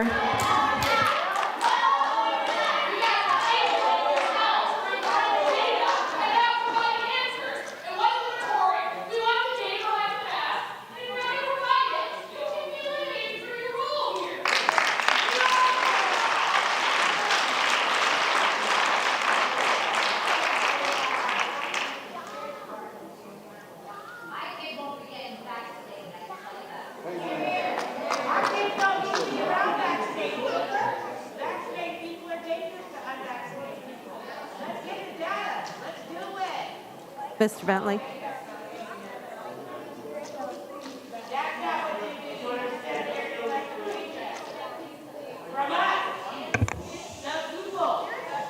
Please have respect for others. Thank you. Superintendent Griffin, also board members. The first thing I came to do today was to tell you that you have 3 community principals that I want to give kudos to. Those 3 principals, one is at Crooms Academy, Mr. Hanshaw. Mr. Hanshaw, Dr. Griffin, is more than just a principal. He's a community person. He comes to the community meetings. He makes sure that the community knows what's going on at that venue, and we love him. Another community person, board members, the principal that you have at Seminole High School, Mr. Rodriguez. Mr. Rodriguez is seen around town going to homes, asking why the kids didn't go to school that day. He also, when school is dismissed, Dr. Griffin, he rides by Popeyes to make sure there's no fights. He does everything that he could possibly do at Seminole High School. That's a community principal. That's not just a principal, community principal. Also, you have a godfather of community principals. He's located in Winter Springs, Pete Gaffney. Pete Gaffney makes sure that all those kids are still involved in Sanford activities. I'm on 2,000 committees and boards, and we have to get scholarships, and the scholarships are for everybody, white, black, brown, Hispanic, male, and female. I can always call on Pete to get some kids, Seminole High for kids and Crooms for kids, because we want to educate kids. We don't look at color. We just want them to go to college. They could go to Bethune-Cookman, or they could go to UCF. We just want these kids in school. Now, one thing I didn't plan on talking about tonight, and everybody has freedom of speech. And my friend, I don't know if she's still here or not, she mentioned something about the black community. I'm a part of the black community, so I guess she was talking about me. She was saying that we came and put pressure on you for Ms. Beeman. I don't know anything about that, but I'm a part of the black community. And I did endorse Ms. Beeman. And I'm also the tall, good-looking man that comes to every school board meeting and talks about black history. I still want black history mandatory in high and middle schools. If somebody else wants another history, they can come to the board and tell the board, just like I'm doing. It's 2021, and I'll leave it at that. It's 2021. Well overdue. Also, Ingrid Burden Nathan. You know I'm going to sing that song till the end. And once again, I have thick skin, so the person that came before me and had a fit about black history, you didn't offend me, but I am the man from the black communities, so I'll be a celebrity tonight. I'll be a celebrity.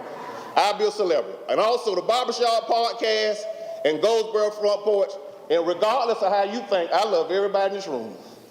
Love you.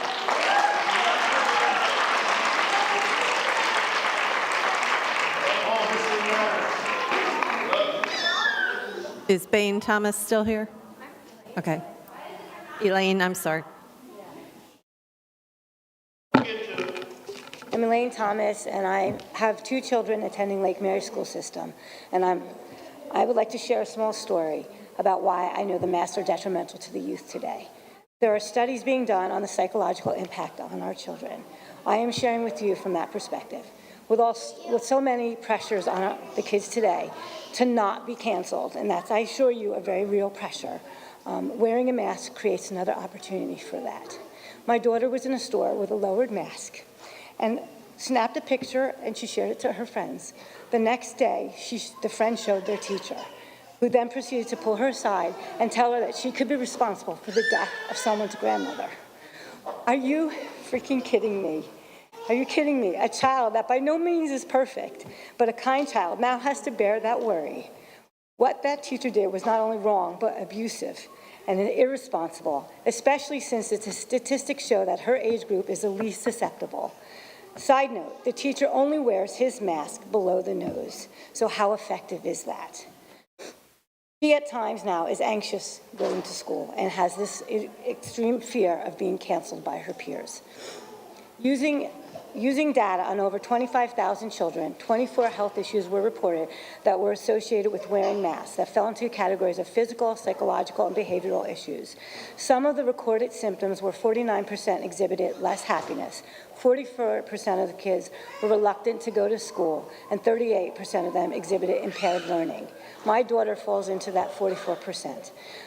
Another study written by the Barack Van Hasselheim with Veterans Affairs Palo Alto Healthcare System from Stanford University summarizes scientific evidence on wearing face masks in the COVID-19 era. This study noted that one of the long-term health consequences was anxiety. I am seeing that play out firsthand with my child and others.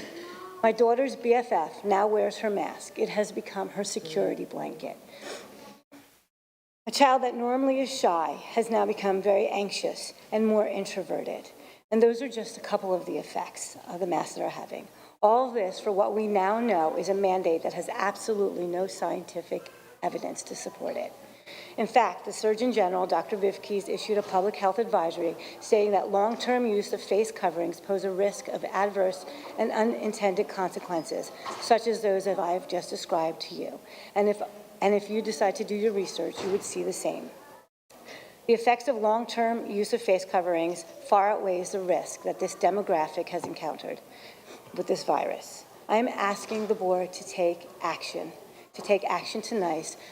For Superintendent Griffin, I'm looking at you. I'm asking you to, like that other man said, to put a pause, to make it not, that they wouldn't punish them, to not enforce the mandatory. I'm asking the board, as a mother, I ask you to consider the greater risk to our children, their mental health, or the risk of this disease that's not supported by a mask. Thank you. Thank you.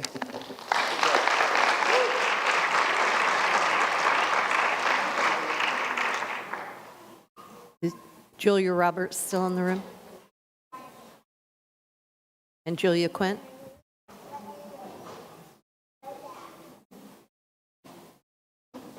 Okay. Board members, we're going to take a yes? Oh, okay, thank you. As soon as I started nursing, you were going to call me up. It's like being at a table in the food comes. Okay. Hello, my name is Julia Roberts, mother of 3 precious young boys and resident of Castleberry. I am very glad that a vote to consider repealing the mandatory mask policy is finally on the agenda. Thank you. I hope the hundreds of emails, letters, phone calls, and public comments you've received over the last 6 months from parents and concerned citizens that have cited dozens of peer-reviewed articles on the ineffectiveness of masks as worn by the general public, and even on the harm masks cause, the data from neighboring school districts that have no mask mandate in place and that report no greater number of COVID cases than those districts with mandates, their children's distress, and even the plea of students themselves have finally moved the board to vote for the repeal of the mandate. Because there has been no logical justification provided to us for keeping the mandates in Seminole County in place, no data, no evidence that proves they work, just an assurance from that the superintendent is consulting with an advisory board, I wonder what else could steady the resolve to uphold the unfounded policy. Here's one possible reason. As you no doubt have seen, the New York Post recently revealed that the American Federation of Teachers, a powerful teachers union, lobbied the CDC on the agency's school reopening guidelines released in February. Emails obtained through a Freedom of Information Act reveal, quote, rich discussions about forthcoming CDC guidance, end quote, as written by AFT Senior Director for Health Issues, Kelly Trotner. A political group helped formulate scientific guidance for the major public health organization in the U.S., guidance this school board used to justify the emergency policy. Additionally, in Williamson County, Tennessee, a group of parents sued the Williamson County Board of Education to repeal their mask mandate. The judge ruled that schools cannot regulate health care for students. The Board of Education did not act within the authority given to them by the legislature when enacting face covering requirements. Therefore, no more masks. A group of parents in Seminole County are prepared to do the same if it needs to come to that. However, I hope it does not. According to an email many have received, a favorable vote tonight to repeal the face covering policy would not actually enact changes before the end of June. However, just like Governor DeSantis used an executive order to enact immediate change and bridge the gap between now and June 1, when new legislation is enacted that limits local government's authority during an emergency, we are calling on Dr. Griffin to exercise the authority he so willingly uses for other causes to end the enforcement of the mandates effective immediately so that kids can finish their school year mask-free. Not have to wear the masks during summer school or summer camp. I'm not asking for the immediate repeal. I'm asking for the enforcement to be reduced, to be eliminated, the enforcement, until the proper procedures can take place for the proper repeal. Other Florida counties have already ended their mask mandates, honoring the executive order made by Governor DeSantis. We know the same can be done in Seminole County. I hope tonight we can put an end to the unfounded and harmful COVID policies, including, but not limited to, the mask mandate immediately, and without, this is the important part, without the contingency of uptake for an experimental gene therapy known as the COVID vaccine. Thank you.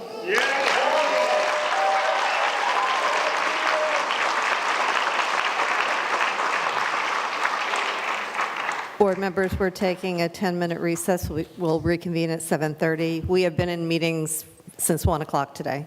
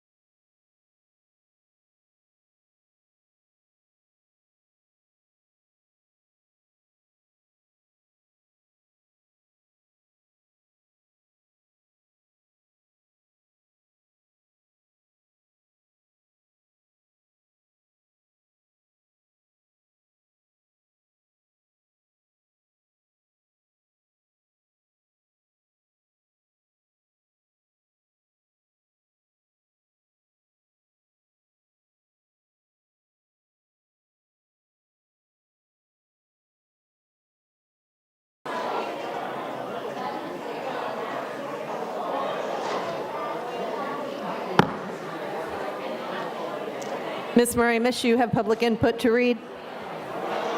Yes, Madam Chair, I received 26 email comments, so I'm going to start to read the 26 submitted email comments. Okay. Because, excuse me? You're out of order. We have called everybody that filled out a form. Did we miss somebody? Yes. Oh, who did we miss? Me, ma'am. Did you give me the form? Yes, ma'am. I handed it to the gentleman up there, said it was given to you, one of your staff. My apologies. What is your name? Last name is Wirtz. Wirtz. Okay. Well, come on down and I'll search for your form. Yeah, there's more. Where? Wait, I called you 3 times. Oh, wait, you were the last one we got. We called you. You didn't. Okay. Well. Okay. So After Julie Roberts, I called you. Okay. It's hard to hear back here. Okay. Loud in the room. Ladies first. And Julia, that microphone right there should be working. I've been communicating with the sound booth. Test that out right there. So you. Yep. There you go. Hi. Okay. Sorry that I didn't hear before. It's hard to hear sometimes with the masks. Good evening. My name is Julia Quint. I'm a resident of Seminole County, a business owner, a wife, and a mother to 4 young boys, 8, 6, 4, and 2. This is not my first time addressing the school board. I've spoken here twice before as a concerned parent regarding my family's decision to pull my oldest 2 sons from the public school system, due entirely to the board's verdict to take health care out of the hands of parents, to begin making healthcare decisions for my kids by mandating masks and taking choice off the table. On both those prior occasions, during the meeting and demonstrated by the lack of action afterwards, my words, along with those of others, appeared to fall on deaf ears. So tonight, I'll try a new tactic. Tonight, I'm not here to speak as a concerned parent, but as a proud and passionate board member of Florida Freedom Keepers, a state chapter of the global organization Freedom Keepers United. For those of you not familiar with our organization, our mission is to advocate for medical freedom, informed consent, and the right to maintain control over medical decisions for yourself, your children, and your family at the local, state, and international level.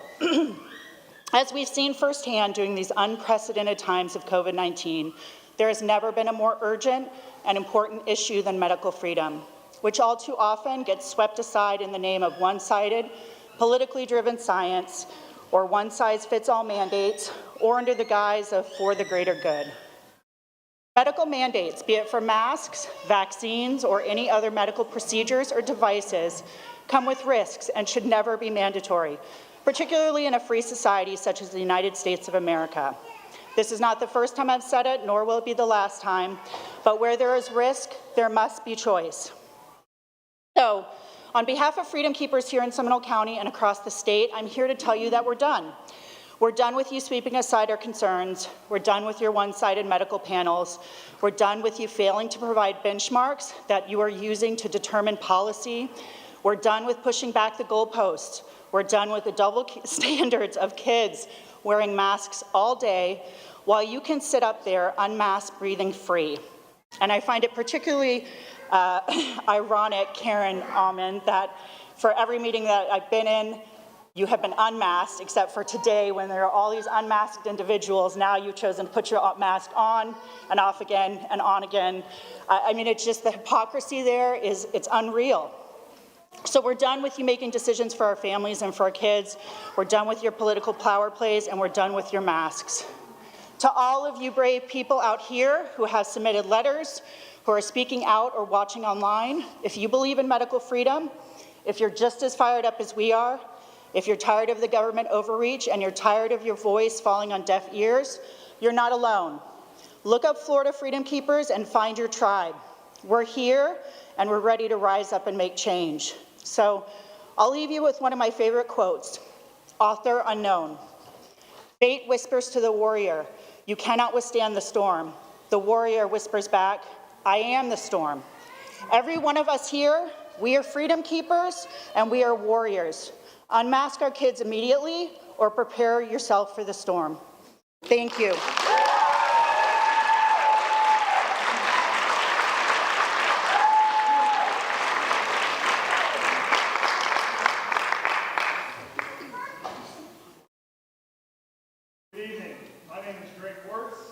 father of 3 young children, a disciple of Jesus Christ, and a volunteer coach for youth sports in our community. Dr. Griffin, Madam Chair, members of the school board, thank you for the time to speak this evening. Dr. Griffin, I want to thank you for your service to our community throughout the years, and I wish you the best of luck in whatever endeavor you have. I bet you didn't think the end of your run would be like this, sir. But on your way out, I do want to remind you of Policy 8421, Section 12, that was spoken of earlier. You, as a superintendent, have the executive power to modify this enforcement. You have the power to put out a verbal memo to every principal and every teacher that this policy will no longer be enforced. You have the power to go out on a high note and unmask these children and make mass toys possible.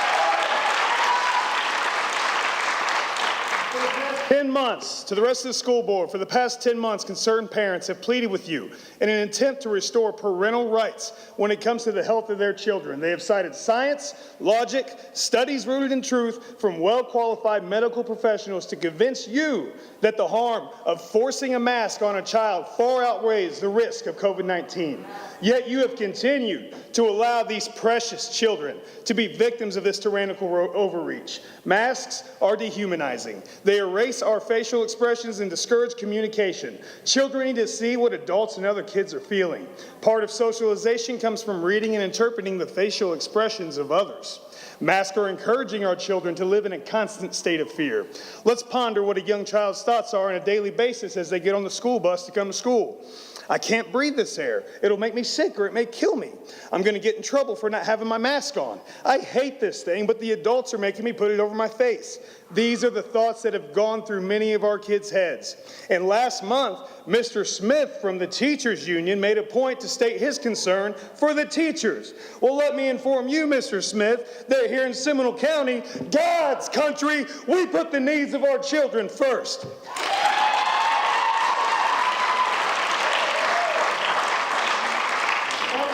The Bible says, if anyone that causes one of these little ones that believe in me to stumble, it would be better for them to have a large millstone hung around their neck and be drowned in the depths of the sea. When you swore into your office and you took an oath, you said, so help me God. And I can attest to the testimony of that young lady there that as a trained certified volunteer in identifying the effects and harmful signs of child sex trafficking, these masks play into the hands of the predators that want to prey upon our children. Can you imagine trying to identify a child who has a mask on 8 hours a day? This plays into their hands. We do not need to give another tool to those sex traffickers. But beyond that, our Creator is the one who you will answer to. And I can assure you that the God of Abraham, Isaac, and Jacob is seeing what you've allowed to happen to his precious children. He does not take this lightly, and his word reminds us that whatever you did for the least of these, you did for me. Please wrap up your comments. I'm wrapping it up. It's time to right the wrongs that have continued in this district, but your actions have spoken with each vote that you've cast to continue this abusive mandate. This isn't some anti-masker narrative. This is about parental rights. If parents want to mask their children, that's their choice. We, the people, are in charge. We, the people, never gave you authorization to make health choices for our children. So we, the people, all across this beautiful nation, are rising up to take back the rights that you unforgivingly encroached upon. You work for us. You have disrespected and disregarded our voices and our demands. Elections are always around the corner, and we, the people, will make our voices known at the ballot box in response to what you've allowed to transpire during this school year.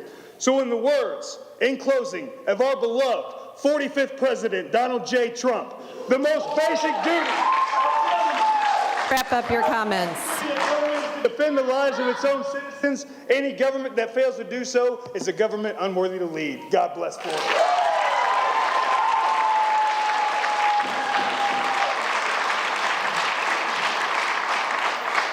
Ramus, please read comments. All right, the first public comment submitted via email is from Leslie Eggenberger from Oviedo. Hello again, I'm submitting the attached form and letter to be included in public comment. Please advise if there's anything I need to do. Hello, members of the board. In advance, I thank you for taking the time to read this petition email. I'm a parent of 2 boys in middle school in Seminole County. I have to commend you for not making a rush decision this week in light of the governor's emergency order removal for business and individuals regarding masks. I know that the order did not apply to schools, yet so many angry parents are demanding you make masks optional, and it would have been easier to succumb to the pressure and anger to comply with those demands. My email is to request that we continue having our children and staff wear a mask in school to help the current situation. The pandemic is still serious and risky for the health of our loved ones. Many people are still refusing vaccinations, and it may take a long time before we reach herd immunity in this country.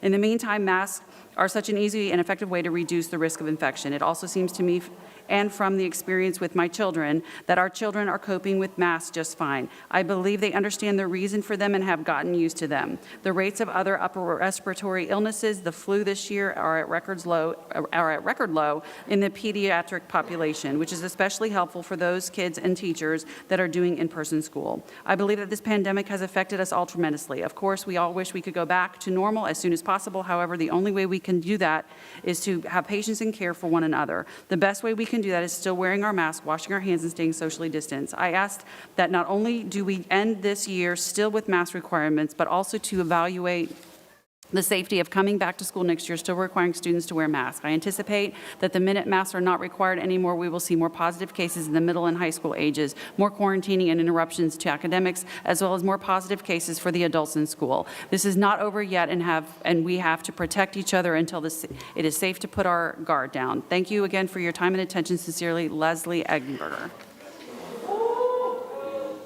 You all got 3 minutes of uninterrupted time. Please allow these people who submitted their comments that I'm reading on behalf of. Can you repeat what you said? I can't. I'm sorry, Kate. You fill Not out right a form? now, perhaps after all of these comments, if you want to fill out a form. Really? Yes, I have ma'am. to wait? Yes, I ma'am. respectfully decline. Mr. Griffin, Walt Griffin, are you fully vaccinated? Have you had the vaccine, the second vaccine? It's a question. It's a question. Have you been vaccinated? This is out of order and inappropriate. Well, it's fear-mongering, pandering, and ridiculous. It's like you look like President Biden up there wearing a mask when he's vaccinated. paper. Why are you wearing a mask? All right, go. That's fine, but that's true. Second public comment comes from Kevin Rose from Apopka. And they write, during the last year, we have been subdivided as a community, and that continues today. There are people that believe continued mandates will protect us from a virus. There are people that believe the mandates are no longer necessary and personal choice should be the approach. And there is a vast majority that do not know what to believe, but simply to follow whatever the crowd does. As a licensed healthcare practitioner for a combined 50-plus years, my wife and I believe in personal choice. We believe people, especially at the advanced stage of viral spread, should have the right to choose whether to wear a mask, stay away from people, and or take a shot to protect themselves. The reason we believe in this approach results from understanding that no matter how bad a public health threat may be, when stress and anxiety is added, the resulting effects grow exponentially. We also understand how our immune systems function and deal with the virus and bacteria. There is a certain sector of the community that will be more susceptible to illnesses, and until more is known about a health threat, those citizens can take precautions. We believe as healthcare providers, measures were enacted and the acute threat has passed. We could cite article after article showing evidence that continued masking, especially in children, can be destructive and that the children are not spreading the virus. However, it seems the scientific evidence about everything fits the narrative of those aforementioned subdivisions. As a result, all we have left is an appeal to the humans who are in these subdivided camps. The CDC declared that masks protect the wearer. With this guidance, why shouldn't it be a choice?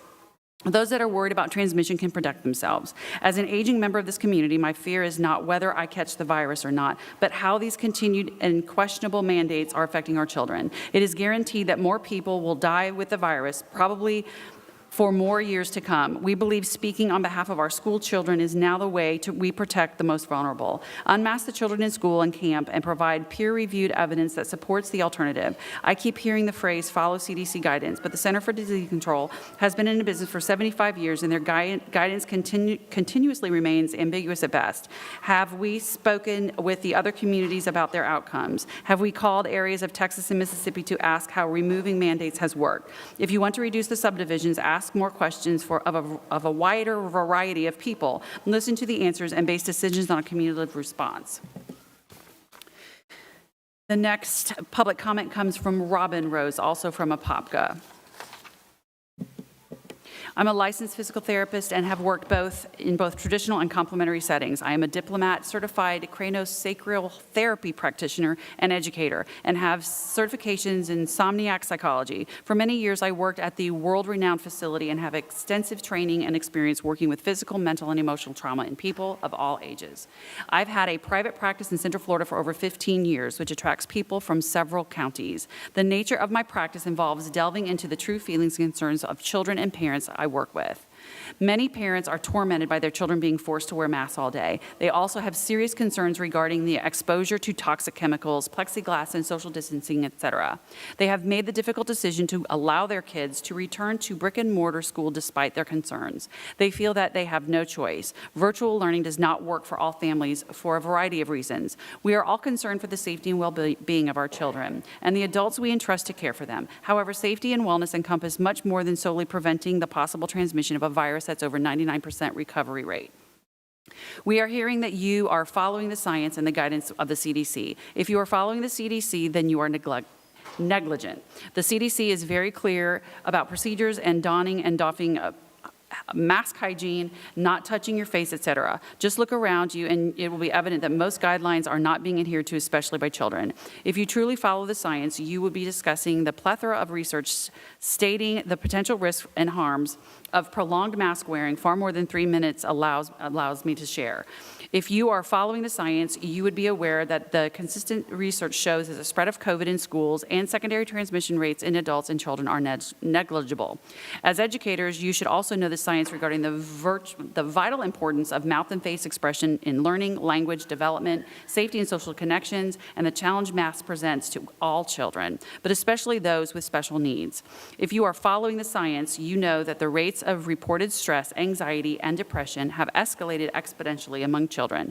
Kids are now programmed to live in unconscious states of fear and stress, believing that a piece of fabric is what is keeping them from getting ill or killing someone else. Science is clear that stress is a primary risk factor in almost every chronic disease. Following medical science would include empowering our children with practical tools to nourish our bodies and minds, such as healthy eating, exercise, stress management, and teaching them about the innate wisdom and strength of their own immune systems. April 14th, Florida Department of Education memorandum stated, the data shows us that districts facing face covering policies do not impact the spread of the virus. They are following the science, but are you resisting? Why is that? Please enlighten us with more than a blanket statement justifying your position. I challenge you to produce the science you are following regarding your current practices, specifically those demonstrating the safety and efficacy of prolonged mask wearing. It should remain a parent's choice to do what they feel is best for their kids. Everyone should have the freedom to choose what feels right for their health. As a parent and medical professional, I am asking you to stop perpetrating fear, unmask our children, restore the kids' freedom, and allow mass choice. Thank you, Robin Rose. I'm trying to get it all in. The next comment comes from Christina Ernst of Oviedo. I'm requesting that the Seminole County School Board end the mask requirements and COVID protocols. I would like for this to end immediately.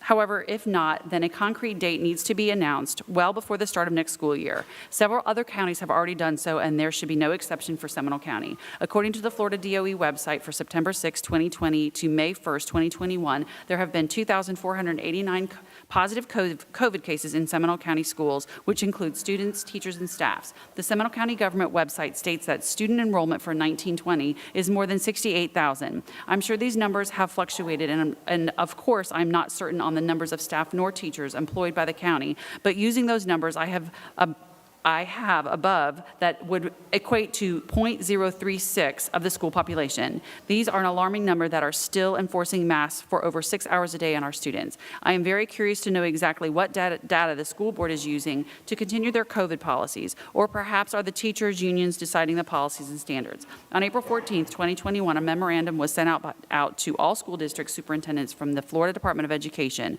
For the memorandum, I would like to quote Mr. Richard Corcoran, Florida educator. Data shows that districts' face covering policies do not impact the spread of the virus. Face coverings are a personal decision. The next public comment comes from Michelle Sturgill of Sanford. I'm requesting the Seminole County School Board make mask optional for all students. The Florida Department of Education has sent a letter to all school districts on April 14th, 2021, stating the following. The data shows us that district face policy coverings do not impact the spread of the virus, and certainly families and individuals should maintain their ability to make a decision that is unique to their own circumstances. Serve no remaining good at this point in our schools. We ask that districts which currently are implementing a mandated face covering policy revise the policy to be voluntary for the 21-22 school year. After hearing responses from the school board regarding the recent EO, the reply was that the Florida Department of Education said that the EO does not apply to our school boards. Since you are taking this guidance from the Florida DOE, I ask that you remain consistent in advice from the Florida DOE and remove the mask policy. I also ask that you remove it at least by June so children going to summer school or summer camps can enjoy their summer camp without masks on. My first grader has been coming home with headaches daily from school because they have to sit outside in car line in a 90-degree heat in the afternoon. They are not allowed to remove their masks since they are not socially distanced. I would really like the mask policy to end. Please strongly consider this for summer into the next school year. Our children depend on it. Depend on us. Thank you, Michelle. The next public comment comes from Tanya Georgiev from Longwood. And she writes, Dear school board members, I was told yesterday that the superintendent will be proposing the mask to become optional, but it would take a minimum of 28 days for the change to take into effect if approved. What a disgrace. When you had no other option, you chose to go and dig up a random policy just to keep parents out of the way. It is amazing how far the school board is willing to go just to keep the kids masked, because let's face it, the only reason this is done this way is to keep the mask on children for as long as possible. Month after month, parents have been asking you to change your extreme mask mandate, and month after month, you have been sitting behind your desk ignoring parents' requests. Think about it. You are forcing children to be in masks for 7 to 8 hours a day. Just saying it out loud should make you uncomfortable. Kids are not bags of germs, and they are not responsible for anyone's health. Now the governor has canceled all remaining COVID-related mandates. Why do you choose to force little children to cover their mouths and noses? If up until now you were making excuses which following county city orders, now you have none. The only one who is forcing our children to wear a mask is the school board. In addition to that, you have a toxic work environment on your hands. Overworked, underpaid teachers that are scared to speak up. They are putting up with everything you throw at them and just waiting for the summer so that they can take a deep breath. Literally, how many teachers do you normally see at your board meetings? Look around, not very many, except for Dan Smith, who is here every meeting and who, by the way, is also on your medical advisory one-sided committee that forces everyone to mask up and stay behind plexiglass walls. Follow the science has turned to be a slogan that means do what you are told and don't question anything we tell you. Do you wonder why not many teachers are here tonight? Teachers do not have the ability to speak up about injustices without fear of retribution. Educators are petrified of speaking out against the wrongs we are currently witnessing. I know several teachers who are against what is happening but are afraid to publicly speak. As an employer, this should tell you a lot. On one side, your employees are scared of you, and on the other side, customers who is us, the families, hate the way we are being treated. In the real world, this business model will be a total fail. Let's remind everyone a fact. These are our children, not yours. Parents have been asking for mask choice. The state has returned to pre-pandemic policies. Why won't you? Vaccines are available to anyone who wants them, so why are you still pushing for mandatory face coverings? Please let us know who is pressuring you to abuse our children, mentally and physically. Someone is advising you to continue this. Please let us know their names. You refuse to provide meeting minutes from these closed-door, top-secret meetings. The public has a right to know who is making these decisions, and most of all, based on the facts and data. This has been going on for too long. You have the power to end it. Do the right thing and give back Give back the children their childhood. Thank you. The next public comment comes from Steve Emmons from Oviedo. And he writes, I wish to express my thoughts against a rule that requires children to wear masks in schools. I have several reasons that include medical freedom, parental rights, and health concerns of the children. The last is the most important and is very real and apparently being ignored and overlooked. Particle size matters, and so does basic science. Aside from having an EPA and an OSHA certification on air quality assessment, which includes training on PPE, basic biology can employ and understand the relative size of all viruses. Masks, particularly the N95 masks, are designed for mold and bacteria. The 95 indicates that it is safe. It will safely prevent mold and bacteria from coming from the outside in. Allowing the 5% is known smaller air particles to penetrate the mask. It also does a good job of trapping whatever you breathe into it. Thus, the OSHA recommendation is to change a mask every 20 minutes. Here is where particle size matters. The smallest of mold and bacteria, the particles that are indeed penetrating your mask, are about 100 times larger than the biggest virus. All viruses are extremely small, including the corona set. Those are rated mask which we are talking about. The mass-produced cloth or the mass-produced cloth or paper masks have zero effect against the mold, bacteria, or any viruses, especially worn incorrectly, and especially worn too long. What does occur in prolonged wearing of improper protection? Will those paper and cloth masks become breeding grounds for all the particles that do stay attached to them, perpetrating disease and not preventing it? This is not expert science. It's ninth grade accepted and approved biology curriculum, and contrary to the politics of the day. Individual freedom in following the Constitution is way more important than corporate or political party propaganda that you all have taken oaths to follow the Constitution, not politics. So please do so. Please remove the unconstitutional mandates to wear masks in schools. Sincerely, Steve Edmonds.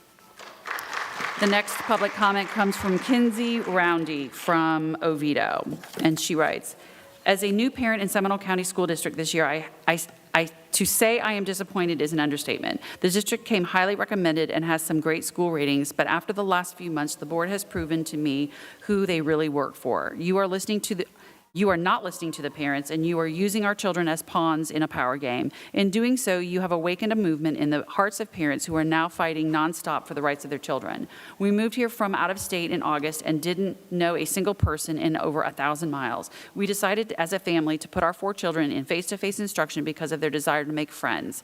Have you tried to build a friendship with your face covered? Have you tried to read social cues, to smile, to have a conversation when your method of convening expression is completely covered up? Do you understand how difficult it is for teenagers to make friends? Now cover most of your face and try doing so. Luckily, my kids have managed to make a few friends, but it has been much, much harder due to the mask policy. As we watched Governor DeSantis' press conference, where he used his executive power to end all local emergency orders related to COVID-19, my kids gleamed with hope that those who are supposed to work for and protect them would finally do what was right by the children. Instead, the excuse was made that this executive order does not apply to school districts and that masks would still be required. Schools derive their power from the Florida Constitution, and the Florida Commissioner of Education is a appointed position by the governor. Schools are government buildings, as they are paid for with our tax dollars. Saying that schools are exempt from the executive order is the worst use to delay doing what is right by the children and students. And just because you don't have to do something doesn't mean you can't and shouldn't. You made one of my sons lose all hope in you. He is an excellent student and normally loves school, but he cried on the way to school this morning after and begged to let him stay home so he wouldn't have to wear a mask. Then the lack of concern, members of the school board explained that wearing a mask and policy that has a long drawn-out process of removal. It's almost as if the board just doesn't want to remove masks at all. The board is happy to make this removal take as long as possible. They have no sense of urgency. However, we as parents feel that a great sense of urgency. We see the sadness in the children's faces as they put on their masks in order to go to school. We feel urgency because the children have anxiety, depression, headaches, sore throats, and much, much more because these pieces of fabric that they are forced to wear over their faces all day long. Most masks children are wearing are not medical N95s and thus do very little to contain the microscopic 0.1 micron sized COVID particles. They are a facade to appear as if they are protecting something. It has been shown that masking children does not does next to nothing at preventing the spread of this virus. Children are not super spreaders, and they have 99.97% recovery rate. The Florida Education Commissioner Richard Corcoran even stated that the data shows us that districts' face covering policies do not impact the spread of the virus. Why do you continue to make the children suffer for those who are now vaccinated and have every ability to be vaccinated?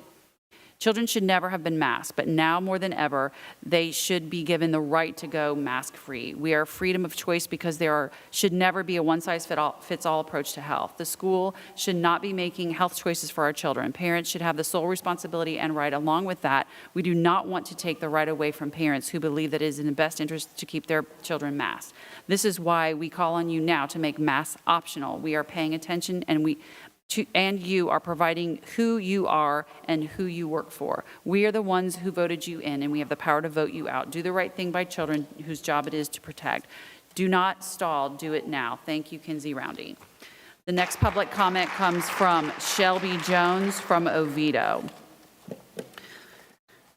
This is Shelby Jones, registered nurse and mother of 4 daughters attending SCPS in Oviedo. We must keep our kids masked in school. I would like to share some research from the medical community and address specific misinformation I have seen on the internet. I have heard people say COVID-19 does not affect children and they don't get sick from it. But in a study of over 20,000 children from the Journal of American Medical Association 2021 found that more than 1 in 10 kids have been hospitalized with complications of COVID-19. Of those children, 1 in 3 had severe complications requiring ICU level, many of whom were medically ventilated. Reducing infection risk through community mitigation strategies is critical for protecting children of COVID-19 and preventing poor outcomes. Mitigation strategies they are referring to are socially distanced and use of masks. It is also important to recognize that COVID-19 disproportionately affects people of color. More than 3 in 4 children that have died of the virus were children of Hispanic, Black, or Native American descent. We have a social responsibility to protect those vulnerable populations and advocate for those who are unprecedented decision-making position. The Journal of American Medical Association 2021 also did a study demonstrating the importance of universal masking. This means everyone mask. I have heard many people say that whoever wants to wear a mask can wear one, but they shouldn't have to. This only works if they are utilizing an N95, but they are not available to the public or children. Universal masking works because both inhaled and exhaled droplets and particles are blocked. More than half of all cases are spread by asthmatic and pre-symptomatic carriers. In many cases, people don't feel sick when they are contagious. Masking blocks 50 to 70% of exhaled particles and has been shown in studies to reduce the transmission of COVID-19. The more people participate in mask wearing, the larger the benefit of the individual people. The Journal of American Medical Association goes on to say that with the emergencies of more transmittable SARS-CoV-2 variants, it is even more important to adopt widespread mask wearing. In terms of risk of mask wearing, the Journal of American Medical Association reinforces that there is no data to support concerns about reducing oxygen saturation or carbon dioxide retention. Something as simple as mask wearing can not only save lives, but decrease suffering of our children and other members of the community. Mask wearing is simple, low cost, highly effective, and the right thing to do. Thank you for your time and continued dedication to the health and safety of our children in the district, but continue mask mandates in the school in the fall and in 2021 school year. The next public comment comes from Shannon Absher. I'm sorry, Shannon. To the members of the SCPS board, I've never personally felt the need to involve myself in any matters regarding the public school system. However, I am very concerned about the current mask mandate possibly continuing into the next school year and want my voice to be heard. Thank you for your time in reviewing my public comment. I very much appreciate it.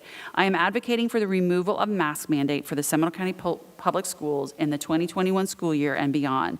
We now know that COVID is 100% treatable 100% of the time. People are no longer in danger of dying of COVID if they go to the right doctor who is participating in the right protocol that we now know works 100% of the time. Examples like Dr. Richard Bartlett, Dr. Jim Meehan, etc., who have successfully treated tens of thousands of COVID patients with 0 deaths.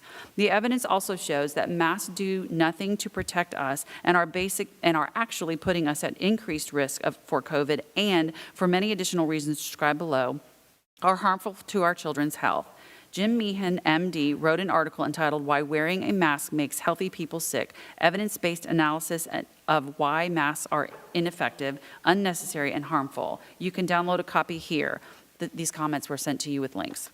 This evidence, when reviewed, should leave absolutely no question in our minds regarding the decision to remove the mask update for the 2021 school year and beyond. The evidence is clear that children are at immediate risk of harm from mask mandates. The key points of this document include the following: decades of the highest level scientific evidence, meta-analysis of multiple randomized controlled trials overwhelmingly conclude that medical masks are ineffective at preventing the transmission of respiratory viruses, including SARS-CoV-2. Those arguing for masks are relying on low-level evidence of observational retrospective trials and mechanics theories, none of which are powered to counter the evidence, arguments, and risks of mask mandates. The majority of the population is at a very low and almost no risk of severe or lethal disease from COVID-19. Children are at extraordinarily low risk of dying from COVID-19. Based on CDC published data, 99.99815% of children that contract COVID-19 survive. Transmission of COVID SARS-2 among children in schools and daycares is very rare. Any reasonable risk to benefit analysis of medical masks concludes that the risk overwhelmingly outweighs the benefits. Masks inhibit the airflow into and out of the lungs. Medical masks lower blood oxygen and raise carbon dioxide such that respiratory rate and depth of breath are increased. SARS-CoV-2 becomes more dangerous when blood oxygen levels decline. SARS-CoV-2 is armed with a furin cleavage site that makes it more pathogenic. The furin cleavage site makes the virus even more capable of invading cells when arterial oxygen levels decline. Therefore, wearing a medical mask may increase the severity of COVID-19. Face masks trap exhaled viral particles in the mouth and mask interspace. The trapped viral particles are prevented from removal from the airway. The mask wearer is then forced to rebreathe the viral particles, thus increasing infectious viral particles in the airway and lungs. In this way, surgical masks cause self-inoculation, increased viral load, and increases the severity of the disease. The next public comment comes from Cindy Martin from Lake Mary. My name is Cindy Martin, and I live in the city of Lake Mary. I have been a resident of Seminole County for almost 40 years and attended Seminole County Public Schools. I have 2 children going face-to-face in middle school and high school in Seminole County. I'm writing to express my concerns with the continued emergency mask mandate in our local schools. It is time to remove the mask mandate for the next school year of 21-22. We are no longer under an emergency advisory with this virus. Our county now has accessible vaccinations and test treatments for those who become severely ill. We also have a population of natural immunity amongst people who have had COVID and recovered. I have followed the data on prepareseminole.com and see that as cases go up and down, our hospitals are able to manage those that must be hospitalized. This data clearly shows that our county has moved beyond the initial emergency situation and now able to manage the more severe cases. As of this writing, the prepareseminole.com site shows 51 COVID patients in our local hospitals. During this time, the data has shown that children do not suffer severely from this virus, nor are they vectors for rapid spread, if at all. Our children are being harmed by the mask mandates. They are not able to have the visual social learning from seeing teachers and their peers' faces. The dirty mask that my child pulls from the bottom of their backpack when they pull up to the school to put on over their nose and mouth is simply not healthy. So now they are more at risk of getting bacterial infections, headaches, and mild to severe psychological issues. No amount of fabric or mask will stop the virus from spreading. I contracted COVID in October, and I wore my mask everywhere. I have yet to see the comprehensive study that shows masks keep you from getting sick. I see doctors that say wear one, it works. This virus and its variants are here. We cannot stop it or make it go away. Our children are done with pretending to be sick every time they go out. I am the one who should be making health decisions for my children. It is time to stop making decisions based out of fear. Thank you all for your time. The next public comment comes from Dr. Erin Spalding of Sanford. Good evening, school board. I do appreciate your time. As a mother of 4, this past school year, I chose to fully homeschool my children despite the fact that I run a successful busy, full-time practice here in Sanford. In no way would I want my children to be required to wear a face covering for the full day of school. If schools are taking temperature checks and able to seat the kids at an appropriate distance, why are the children forced to keep their face coverings? Please let the children breathe. As a physician, I have seen patients suffering from anxiety, panic attacks that they have never struggled with before, all due to the mask wearing. Many teens are suffering from acne who once had clear skin, and some even suffering from impetigo, a skin infection. These masks are breeding grounds for bacteria. Are the masks causing more harm than good? Governor DeSantis dropped the state of emergency then why can't students at least have mask choice? If a student wants to wear one, that's fine, but at least give them the choice. Sincerely concerned, Dr. Aaron L. Spalding. The next public comment comes from Cynthia Faccini. Oh, and she just simply writes on her face, on the form, ending face mandate, mask mandate, please. Put an end to the mask mandate for our students. It's hurting them. The next public comment comes from Lee Carroll of Oviedo. Good evening, board. I am a Seminole County parent, and because of your decision to keep children in masks all year long, I have removed my child from public school. The governor made an executive order immediately suspending all COVID precautions. This includes masks. There is no rational basis to continue to keep children in masks. Over and over again, you have not heard parents say, we do not want our children in masks, yet you continue to ignore them. You are not thinking of what is best for the children any longer. Please let our children breathe. Lee Carroll. The next public comment comes from Laura Stracklejohn from Oviedo. Sorry if I did not do your last name justice. To SCPS, thank you for taking the time to read this email and address my concerns. I am sure you have been inundated with emails and phone calls about instituting mask choice immediately for all students in SCPS. There is plenty of data, research, health reports, and professional experts that agree and implore schools to end their mask policies as they are a detriment and are actually causing harm to our children. I could list that all here. Instead, I'm going to write to tell you a story of two sisters. These two sisters have the zest and light for life. They have always loved their teachers and classmates. They are always eager to start the new year and learn new things. However, to our horror, SCPS has let them down. For years, these sisters have put in their best effort to learn and grow. Despite their challenges and delays, they never lost their smiles. This year changed. They have struggled to make academic progress. They have struggled for the first time socially. They have withdrawn and they cry. What would cause such a drastic change in their little hearts? Fear and mass. Unable to grab the hand of a classmate to run to the playground. Unable to choose who to sit next to at lunch. Unable to see their teacher's reassuring look. Unable to breathe freely and focus on school. This has caused a huge detriment to these sisters. They themselves have asked me to send you a voice memo to be shared. I did not tell them what to say. These are their words, and I pray that you listen closely with an open heart. This was in an email forwarded to you that had the voicemail attached. The younger sister has speech delay and is newly diagnosed with SLD. How is this VAPE? How is the mask policy following IDEA law when she cannot see her teachers to know how to form letters and sounds, when she is struggling so much to learn basic letters and number recognition, but cannot do the multisensory or hands-on activity that have been proven effective because that would spread COVID? How is this putting the child's needs first? How is this what she needs? How is it that she excitedly stated this past week that she finally got to do normal kindergarten centers, normal kindergarten in the last few weeks of school? Please, I beg you to let her have a normal few weeks of kindergarten. Let her see her teacher smile. Let her hug her teacher goodbye. Let her hold the hand of classmates and run together and play together. The second voice memo above is from the older sister who was diagnosed with an autoimmune disease this year and that dramatically affects her blood glucose number. She has had to incorporate shots, medical equipment, and be excluded from many activities with friends and her class because she has to wait for her number to come down or down before joining in. Her entire life has been flipped upside down.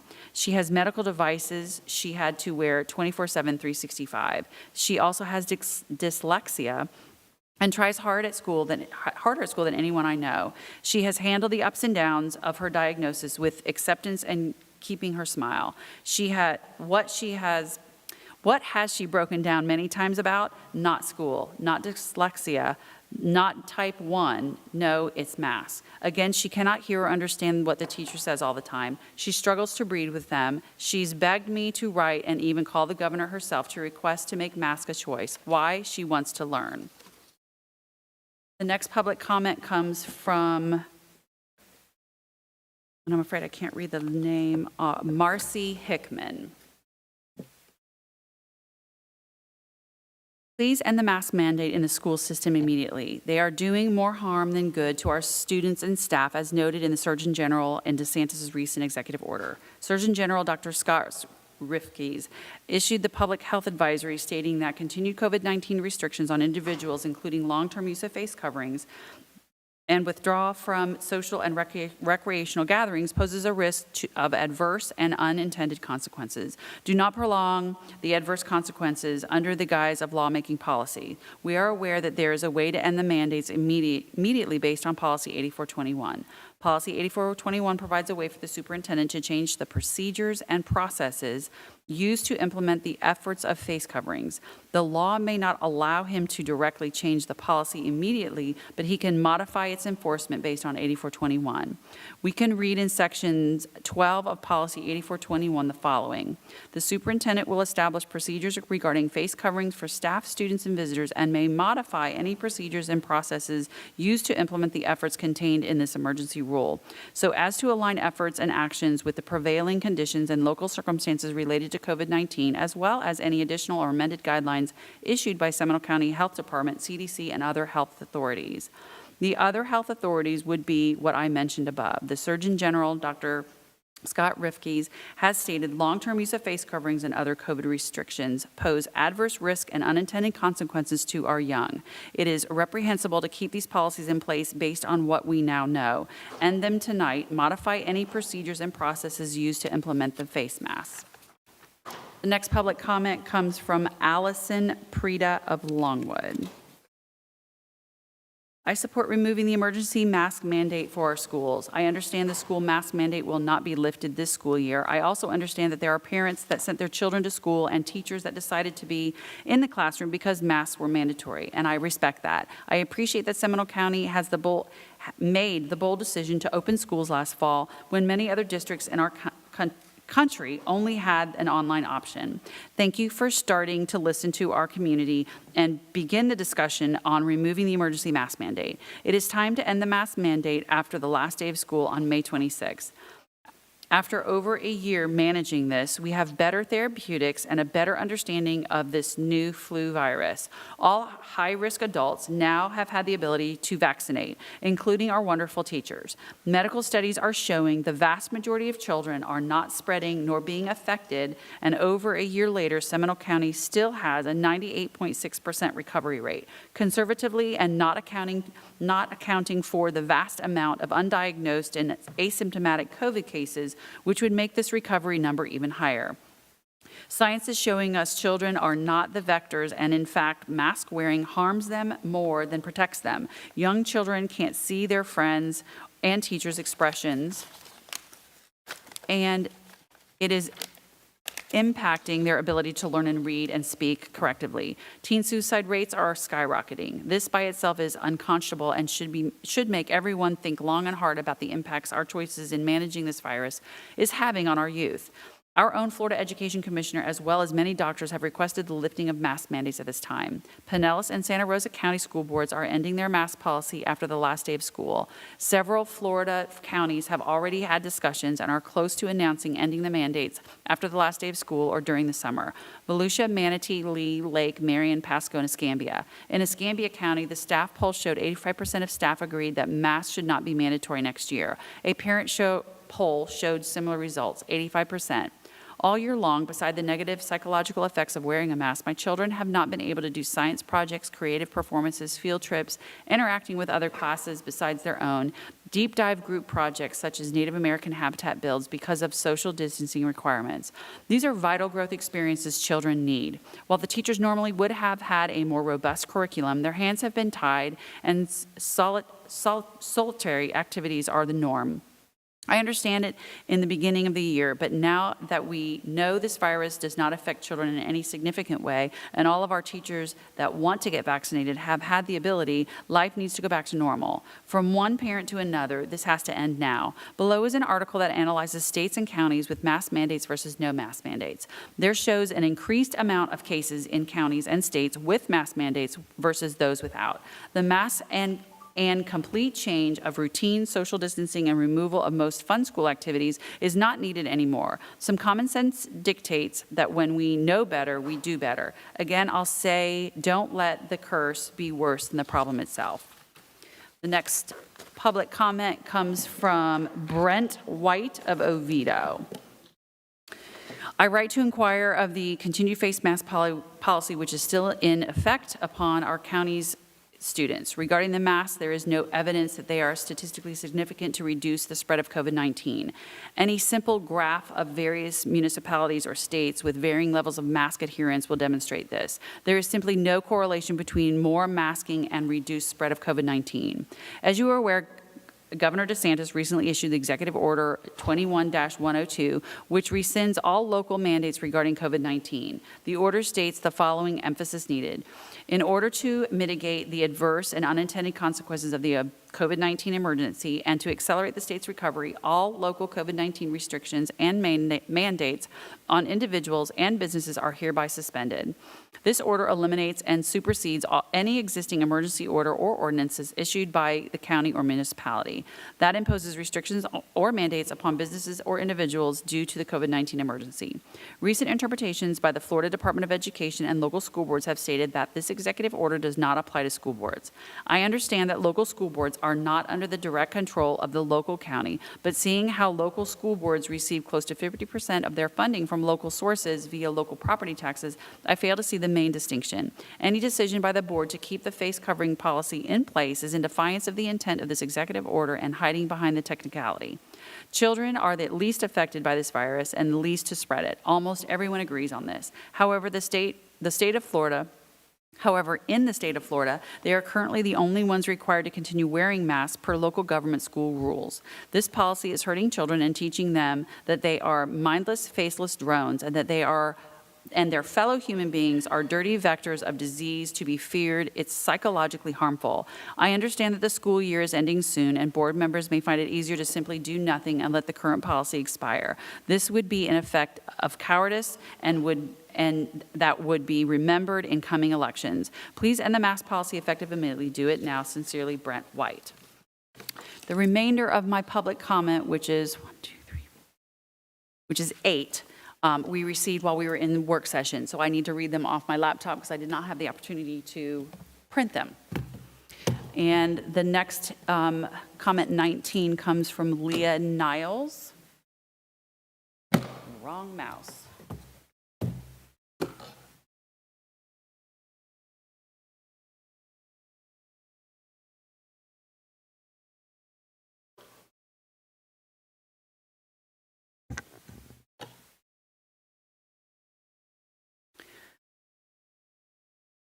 And Leah writes, my name is Leah Niles, and I have 3 children who are currently in the school system. I myself went through school in Seminole County, and I also have had 2 parents who retired from the same school system. I chose to move back to Florida to raise our children in this area because of our wonderful county and school system. I can personally attest to knowing we have amazing leaders, administrators, and teachers throughout this county who want the best for our child. That's why we are all here. at this moment. We all care for our children's best interest.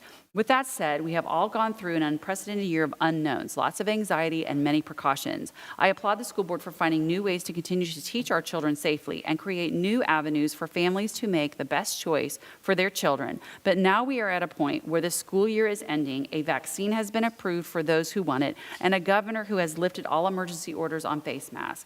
It is time for the school board to realize we need to get back to normal. Normal is no masks. It is up to the parents to decide if our children should continue voluntarily wearing masks or not a local government entity. The masks are doing more harm than good. I understand your trepidation on repealing the mask mandate because you will get some disapproval from one group or another. But the bottom line is this: masks are not the new normal, and there is no need for them, especially if the administrators, teachers, and even parents have had the option to get a vaccine. Those who are vulnerable have the option and can choose to continue to wear masks if needed. But those who don't feel that masks are necessary anymore shouldn't be forced to wear them. Besides the fact the numbers prove that children K-12 aren't having health issues with COVID. Thank you for your continued hard work and dedication to this school district. It's time. Repeal the mask mandate for the coming school year and get back to focusing on our school's educational programs and support for teachers in the classroom. Regards, Leah Niles. The next public comment comes from Hugo Vivon.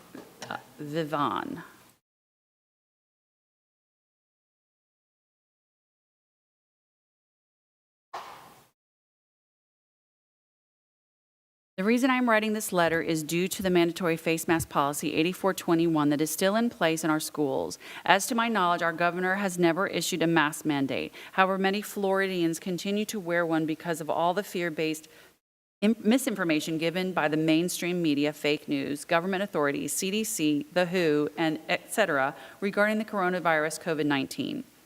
As to my research, the first identifies coronavirus was recorded in the 1900s. The three viruses known to lead to potentially fatal diseases are SARS-CoV, MERS-CoV, and SARS-CoV-2, which are known as severe acute respiratory syndrome. Although many of us have not heard of the coronaviruses before the pandemic in 2019. Per the CDC, COVID-19 infection survival rate, ages 0 to 19 is 99.97%. Ages 20 to 49 is 99.98%. Ages 50 to 69 is 99.5%, and ages 70 plus is 94.6%. The seasonal flu infection survival rate for population as a whole is 99.9%. The information should be sufficient enough to put COVID-19 in proper perspective. My question as a mother and concerned citizen of this great state and county is, why are we still wearing masks? We have never worn masks to eradicate our seasonal influenza, so why now? Why must our children wear them to school? They are forced to wear them all day. Our children and teachers' ages have more than 99% survival rate of this so-called deadly virus.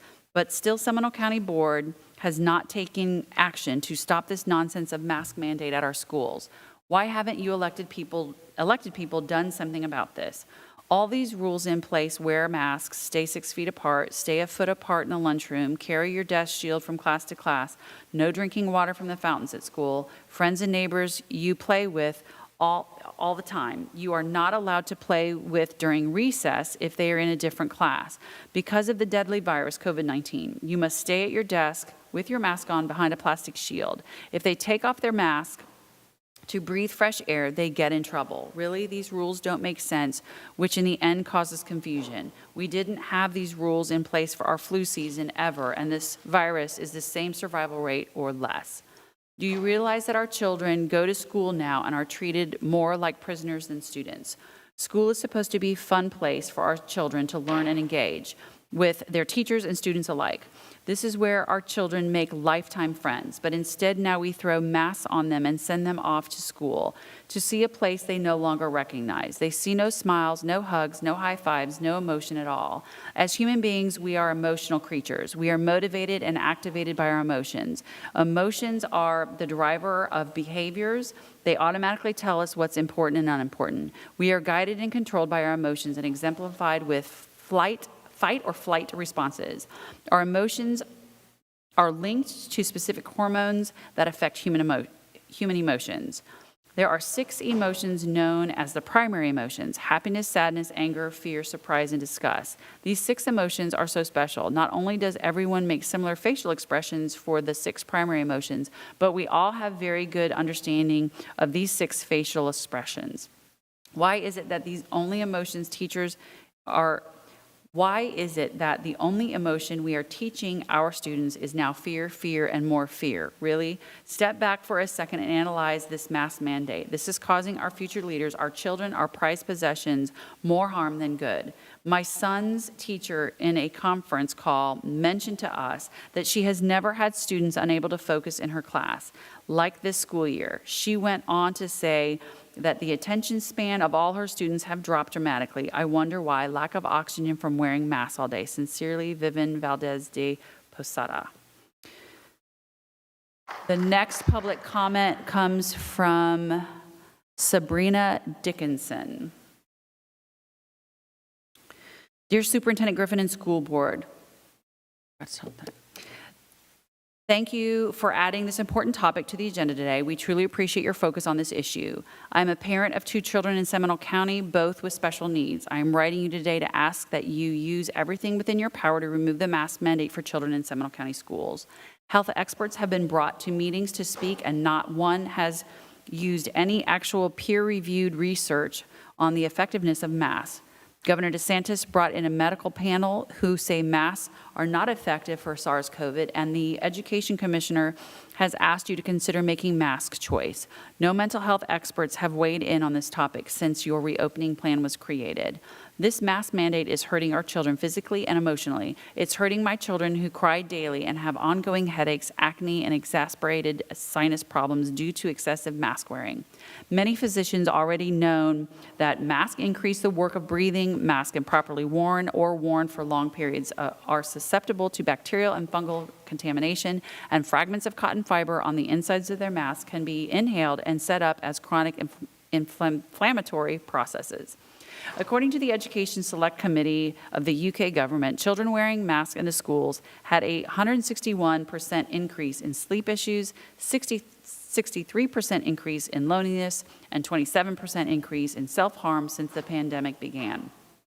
In a study done by the International Society of Audiology, participants reported that face coverings negatively impacted hearing, understanding, engagement, and feelings of connection with the speaker. People with hearing loss were significantly more impacted than those without hearing loss. Face coverings impacted communication content, interpersonal connectiveness, and willingness to engage in conversation. They increased anxiety and stress and made communication fatiguing, frustrating, and embarrassing, both as a speaker wearing a face covering and when listening to someone else who is wearing one.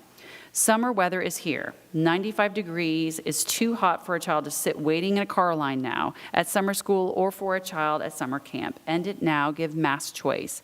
Take away as swiftly as it was created. I'm requesting the committee to take a vote and waive the policy according to 131.2. The superintendent has the right to suspend policies pursuant to the school board policy 132, and I'm asking you to take a vote tonight. Sincerely, Sabrina D. Next public comment, which is comment number 22, comes from Michelle Burrows. The mask policy in nearly all of the schools are negatively impacting our kids. Kids instead are suffering from discrimination, segregation, bullying, physical and psychological adverse reactions. You have robbed our kids of their social development. Parents are the only ones who should be making medical decisions for our children. Instead, the school needs to teach, support, and encourage these students to love and learn and socialize. The county mandates and state of emergency are over, the very backbone of this barbaric policy. It is time for our children to have normalcy in their learning environment. It is time you give the rights and choices back to the parents and families. FDOE clearly states, upon reviewing policies between districts with mandatory face coverings policies and those without, the data shows that mask policies do not impact the spread of the virus. Masks are a personal decision, and families and individuals should maintain their ability to make decisions that is unique to their circumstances. Mandatory face covering policies serve no remaining good at this point in our schools. Over the past 9 months, we have brought forth studies, articles, personal and professional experiences from our very community, and you have ignored it. I served you all with an anonymous survey I put together at the end of March. 318 responses in 1 week from teachers, parents, students, and community members. 83%, 264 voted for choice, no mask mandate. Here are just a few of the responses. Teachers and staff. Children are not big spreaders, and they should be free to breathe and enjoy their time in school without constant nagging. I don't think having children and teachers masking are helpful in fostering a welcoming and learning environment. I personally feel children are not enjoying school, and this policy will prove to be detrimental to their well-being long term. Not being able to interact with facial expression as they learn different concepts is extremely difficult for myself as an educator to endure. Please remove the mask mandate. I haven't spoken out publicly with fear of how others will treat me in school. Sincerely, second grade teacher. As a teacher, we are affecting the mental health of our children. There are no benefits to masking our children. Make it stop. Disconnect with my students. I can hear them. They can hear me. It's tough. I can't hear them. They can't hear me. It's tough. And if we are going to follow the science, let's follow the science. Too many people have been shoved in a corner of fear. Enough is enough. I feel disconnected with my students. This was mentioned in the majority of the responses from teachers and students. Requiring employees, especially those required to do physical labor, to mask is abuse. There is an abundance of evidence of masks to do physical labor is masking. There is an abundance of evidence that masks do more harm than good. Others have presented that evidence, and you've ignored it. If you have a healthy immune system, you don't get sick, or your immune system fights, it will get better. I cannot wear a mask and will not. I go everywhere freely and have never gotten sick. I'm almost 68. I take care of myself and take a boatload of natural supplements, do intermittent fasting, and have drastically cut down all sugars and carbs. That is what keeps a person healthy. The damage you are doing in forcing masks and disciplining children when they try to breathe is wrong. Member of the community, okay, sorry. Michelle, your comments were forwarded to the board in their entirety. The next public comment, number 23, is from Becky Greco. And she writes, hi, I would like to comment on the revoking mask policy on the school board's agenda tonight. Attached is a form. My comments are as follows. My husband and I would like to see the school board revoke the mandatory mask policy in the Seminole County schools. We feel that forcing the kids to wear masks is harmful to both their physical and mental health. Wearing a mask should be a personal choice made by the parents and child, not dictated by the government or school board. Best regards, Rebecca Greco. Comment number 24 comes from Christina Working.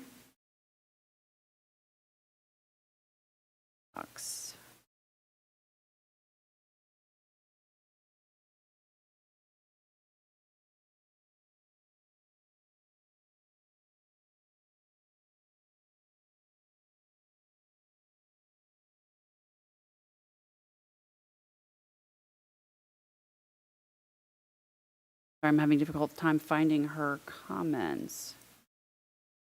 Hold on.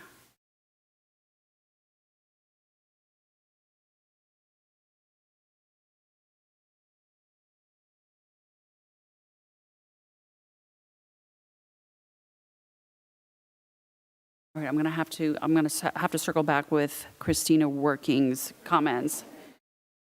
The next comment is, well, it's a difficult one. I was in a work session all day and I'm reading it off my laptop. I'm trying.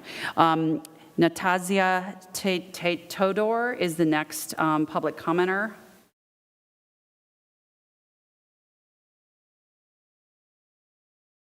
And she is from Longwood.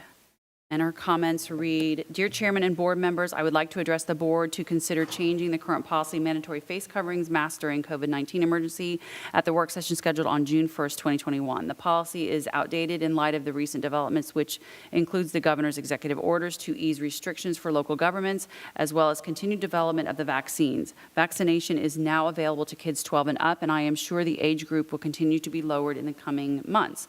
I strongly believe that the school board should value the choice of the individual when it comes to deciding whether or not to vaccinate or wear masks rather than mandating such action. Thank you for your time, and I hope you revise the policy to include voluntary face coverings.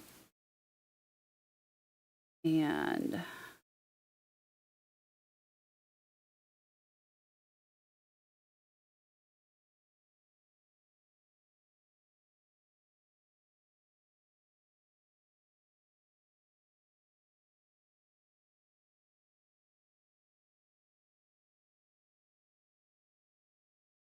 Here's Linda Wells. The last comment was Linda Wells, and that's just her, okay, here's her comments. Attached was her public comment form. This is from Linda Wells. This is my personal concern about children wearing masks all day at school. How many of them wear the same mask every day without washing them? When they wear a dirty mask, they may end up breathing in the bacteria or viruses that they are trapped in the mask, which creates another unhealthy health issue. Think about that. I'd also like to add that I think wearing a mask should be made voluntary versus mandatory. Thank you for your opportunity. Thank you for the opportunity to voice my opinion. Sincerely, Linda Wells. I still want to look for Christina Working. I think she might have been in the remote. Here she is. Yay. Okay. The last commenter comes from Christina Working of Winter Springs.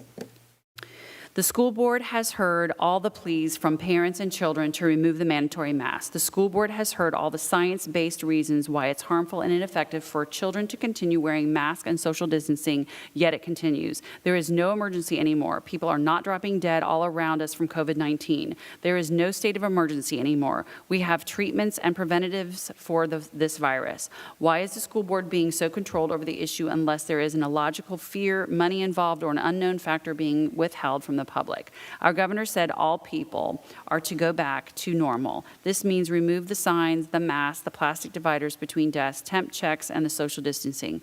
What is the school board waiting on? What will it take to go back to normal and let the kids breathe freely, live freely, and be kids again? That concludes public comment.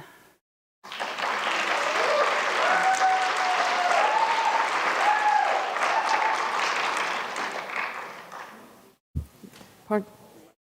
Yes.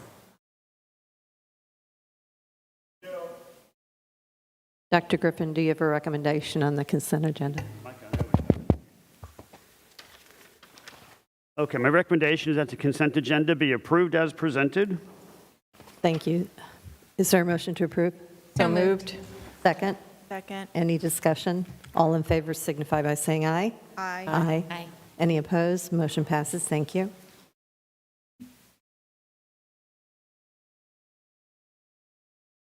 Dr. Griffin, do you have a recommendation on student discipline hearing dispositions? I do, Madam Chair. My recommendation is that the School Board of Seminole County approve the student disciplinary recommendations from April 26, 2021.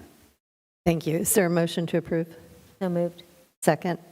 Second. Any discussion? All in favor signify by saying aye. Aye. Any opposed? Motion passes. Thank you. No unfinished business. Dr. Griffin, new business?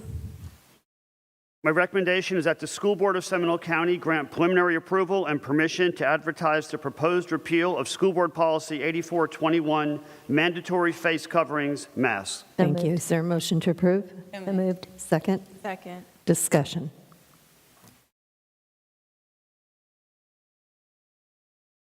Nobody? I think we need to address the possibility of it being optional for the rest of the year.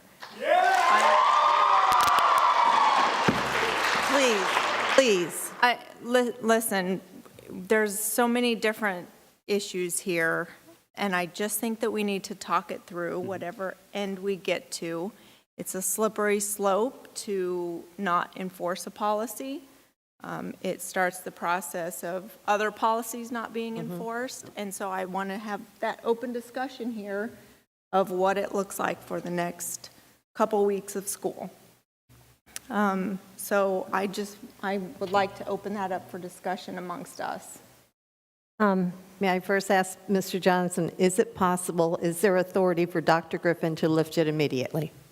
In my opinion, no, ma'am. The policy mandate of mandatory face coverings and maskings, certainly a procedure that was suggested by some of the speakers here. Procedures implement policy, but you can't, just like with the waiver, you can't use a policy to avoid the mandate of a procedure to avoid the mandate of the policy itself. To do that would be essentially affecting a repeal of the policy, which is avoiding rulemaking, which we are required to do under Chapter 120. Thank you. Now, we were scheduled to have and we still are scheduled to have the task force meet, the reopening task force on the 1st, which would have moved this request weeks down the road. I'm pleased that Dr. Griffin brought it forward to make it a shorter window. Member Sanchez? Madam Chair, I just wanted to say something I've been saying at almost every single board meeting except last week. And I have showed everybody, or if you haven't had a chance to watch, one thing is, you know, teachers and being a classroom teacher, if a teacher is 6 feet apart now, even less than that, they can pull down their mask and talk to the students. If a child is sitting at their desk and they are taking a test, a proctored test this week, and I'm just saying, okay, listen to me. And I had said at those previous meetings, if things are not, like if there's not an area in the room for the children to take their masks off, or if they're at their desk and they're okay, but please give me a second to finish my conversation. Thank you. I've been giving you guys that. All I'm asking is for respect. Thank you. And the thing is we don't, there are so many unanswered questions with the masks. We get that. Excuse me, this is not a conversation. Please respect Ms. Sanchez. I just want you to say that we have said numerous times when teachers teaching a foreign language for them to drop it down. I have visited numerous classrooms as well as my colleagues, as well as many of our employees. We have seen a lot of classrooms that have been doing it correctly, but we also have seen classes that have not. We have also seen situations where children are running around outside with masks on, and we have taken a step on that and said, no, do not have a mask on while these kids are running around outside. That is not good for them. Do your kids come home with food in their lunchbox because they're scared to leave their mask? I'm sorry, wait. I'm sorry.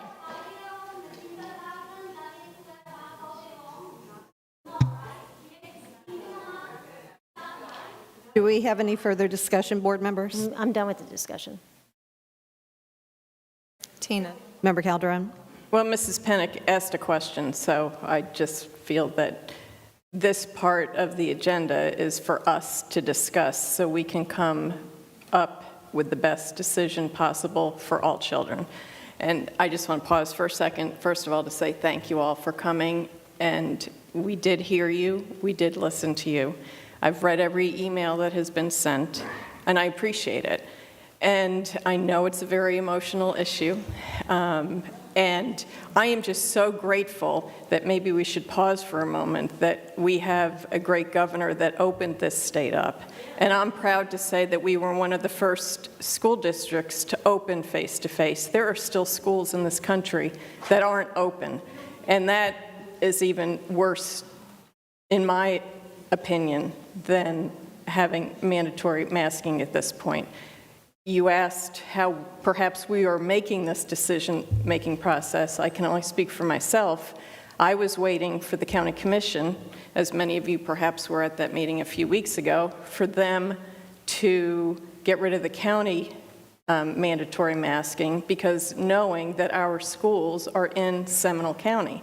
And I felt that one of the things that makes this school district great, other than great leadership, phenomenal teachers, phenomenal administrators, as somebody said earlier today, great parental support, but it's also our collaboration that we have with our other elected officials and elected bodies. And for that, I felt that we, to continue our good communication and collaboration with the county, we should move forward as they do. And as soon as the governor came with the executive order, Mr. Johnson knows I called him to ask what could we do, because I knew we had the June 1st meeting on the books, but I felt in that Seminole County changed their policy that I wanted to do it as fast as humanly possible. And because I love our Constitution in this country, I want to follow the rules and the laws, and that's why I felt that the best way for us to do it is to do it legally and with the fastest expediency that we could. And so, in my opinion, that's where I came with my mindset in coming to this determination of how I'll be voting tonight.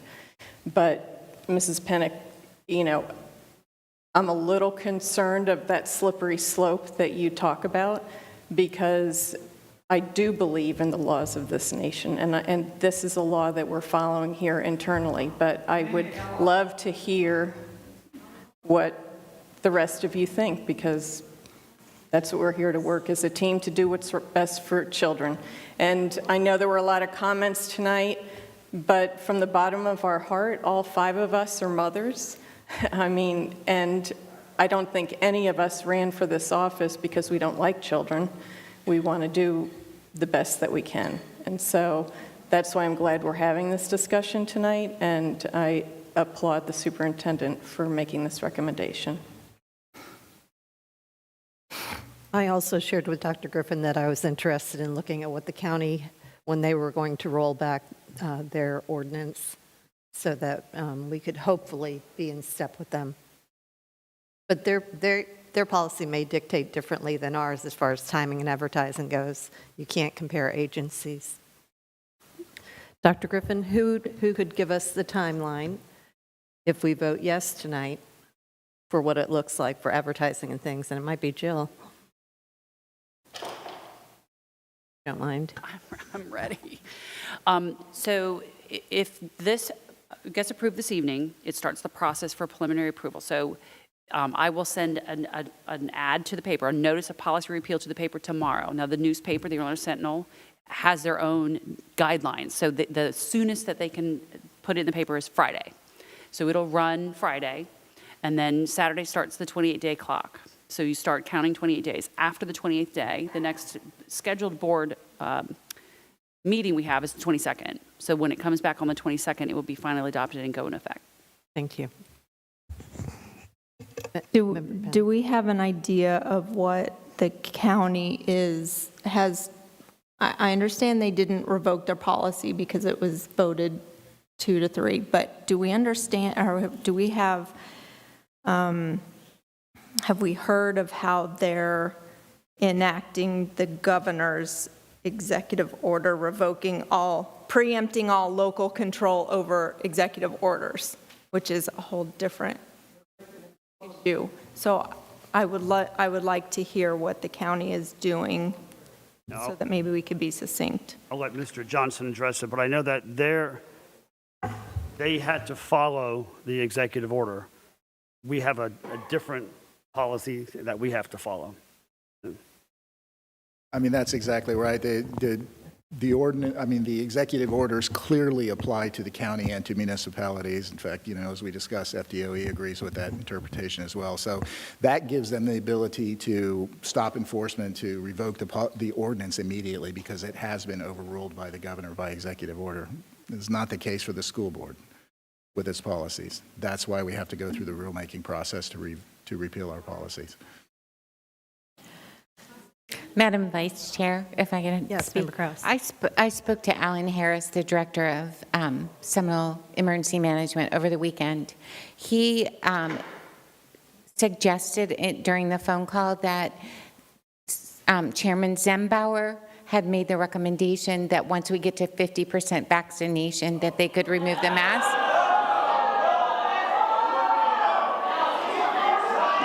Guys, please be respectful. Can you just let her finish? Thank you. Please. Okay, that was before the governor's order came to be, that they had their meeting.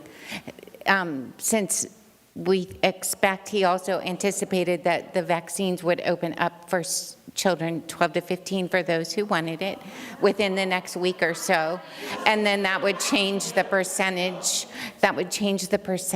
of that we have that were vaccinated. And I'm just sharing the information. I'm not making an opinion. Thank you. Is there any further discussion, board members? All in favor signify by saying aye. Aye. Any opposed? Motion passes. Thank you. I'm confused. What does this mean? I know I'm a stupid parent and all, but what does this mean? Thank you. Superintendent, do you have a report? The superintendent's report is a monthly grant report. It's a read-only item. Thank you. Board members, in light of the time, I'd like to suggest that we not give committee reports at this point in time. Thank you very much. With no further business, this meeting is adjourned.